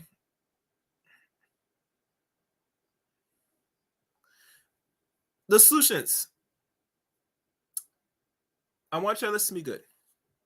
And I thought about this very long and very in depth because, I don't talk about the solution part because it seems doom and gloom out here for a lot of people, especially we talk about college. Because college is a necessity, is another avenue to not only network, but, learn some other things that you might not gotten understand unless you go for a trade school or a certification. If you are a Black graduate, man or woman of an HBCU, and we could say all Black people, but we're going to stick with HBCU for now because there are some that have graduated from there. Oh, wait, all right, Mary's back. I'm having come up to say, Mary, you have any short closing statements? Come on to soon wrap it up. Nah, I mean, we just know what it is, man. We have in this day and time, people think it's better to talk about something than actually do it. You know what I'm saying? Everybody want to profess to be, that thought leader and stuff like that. But when it comes time to actually walking it like you're talking it, not so much. You know what I'm saying? Because I was being a bit critical too at first of Deion Sanders until I started, finding out more about some of the stuff he was going through. Like, you know, because Mhm. Deshaun did mention that he did lose two toes. I remember that. I didn't know he was he had been robbed. People broke in his office during the game, you know, and stuff like that. And, Mhm. you know, the larger community of our so-called celebrities and our top crust, they didn't come with him and supporting and that's economic support. Mhm. We don't want Mhm. to put our money where our mouth is, man. Niggas want to talk. Yeah. Oh yeah. You know, niggas want to talk, man. They don't really want it. I mean, we see it all the time with you know, these content creators on YouTube, especially these black male content creators. They gotta beg. They gotta beg for donations and money, man. Niggas, the Mhm. dudes won't even support that. You know what I'm Yeah, you're right saying? about that. Yeah, and some of them did been putting some serious content that Hmm. a good portion of them could use, but like I said, we don't support enough. We don't care. Yeah, we don't care and we don't support. Yeah. We don't care. We pay for what we want and we beg for what we need. Mm-hmm. And like I said, that's why it's hard for me to. It's becoming very hard for me to sympathize. Mm-hmm. Yeah. You know what I'm saying? Because that's all we do is talk, man. We're I, not I really have about what we saying we about. I have no sympathy for a lot of these niggas in the long run because you get what you deserve. Personally, it Hmm. don't take much out the bank, but that's all I'm gonna say. But all right, Amiri, it's good talk to you. Look Okay, forward. yeah. All right, take care, brother. All All right, right. guys. One other thing. To give my solutions. Let me think. Let me just start down. To give my solutions to this for the Black alumni. If you graduate from a HBCU, right, and depending what you make a year, and I'm going to base this on what is your degree you got. Now, if you're a STEM engineer, lawyer, doctor, you got from an HBCU, especially if you got a master's or a doctorate in that university. I don't care if you did 4 years, or better yet, you got your degree on a PWI, and then you got your higher degree on an HBCU, and your doctorate in HBCU. The only thing that is required from you, and this applies for you men and women that got higher degrees or just a bachelor's degree, and you got from those not only in the HBC but also depending what degree, especially in the things that's needed for society. Like I said, STEM, engineering, lawyer, doctor, etc. You're going to be making roughly, on the average, over 6 figures, which is 120 or greater, most likely.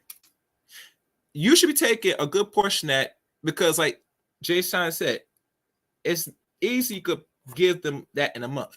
If you make 100K or more, or I could say 120K, you should, on the average, no greater in a year, you should pull. And I was gonna be saying less, but I'm talking about people that really made money. You should give no more than a whole year, not just every month, but we're gonna calculate. You just give them a check for 1 year, roughly 10 grand. Now, this only applies to people that make 6 figures, and it's greater than 6 figures. So if you're over 120, no minimum than just 10 grand a year. Now, if you're under 100K, you could probably give them roughly 4,000 a year. Now, I'm not saying you give them a certain portion a month. You just sign a check and give it to them for 1 whole year. For those that got their degrees in the HBCU. Now, this only applies to people that are roughly 6 figures and high. If you're over 120, you could easily sign a check for a 10 grand in 1 year. Now, mind you, now actually there's no issues with that because you got the money. Now, for those that are starting off and they're making under 100K, your only requirement, and you could do this, you sign a check and give to these HBCUs. And these, remember, what I'm saying for now, this only applies to people that got a degree in an HBCU. and it's one of those degrees that are higher. No minimum than 2,500 you give and sign a check and give to a university, a HBCU, only HBCU a year. That is something that you should be required to do out of the grace of your heart. And really, you're doing this so your future children or anybody that can't get into those PWIs or they're looking just to go to another established college, that is what is required for those that are alumni to the HBCUs. And that's the number that came out of my head, and that's something that is workable. And when I say this applies to every person that graduates from an HBCU, whether you got a bachelor's or a doctorate. And the higher the salary you get, the only minimum requirement you should give, especially you're over 6 figures, you're only required to give roughly 10 grand a year. Everybody else that's not 6 figures and they're below, if you're like, let's say under that, and the only thing that people should not be given around roughly $1,000 are people that are making under 50K a year.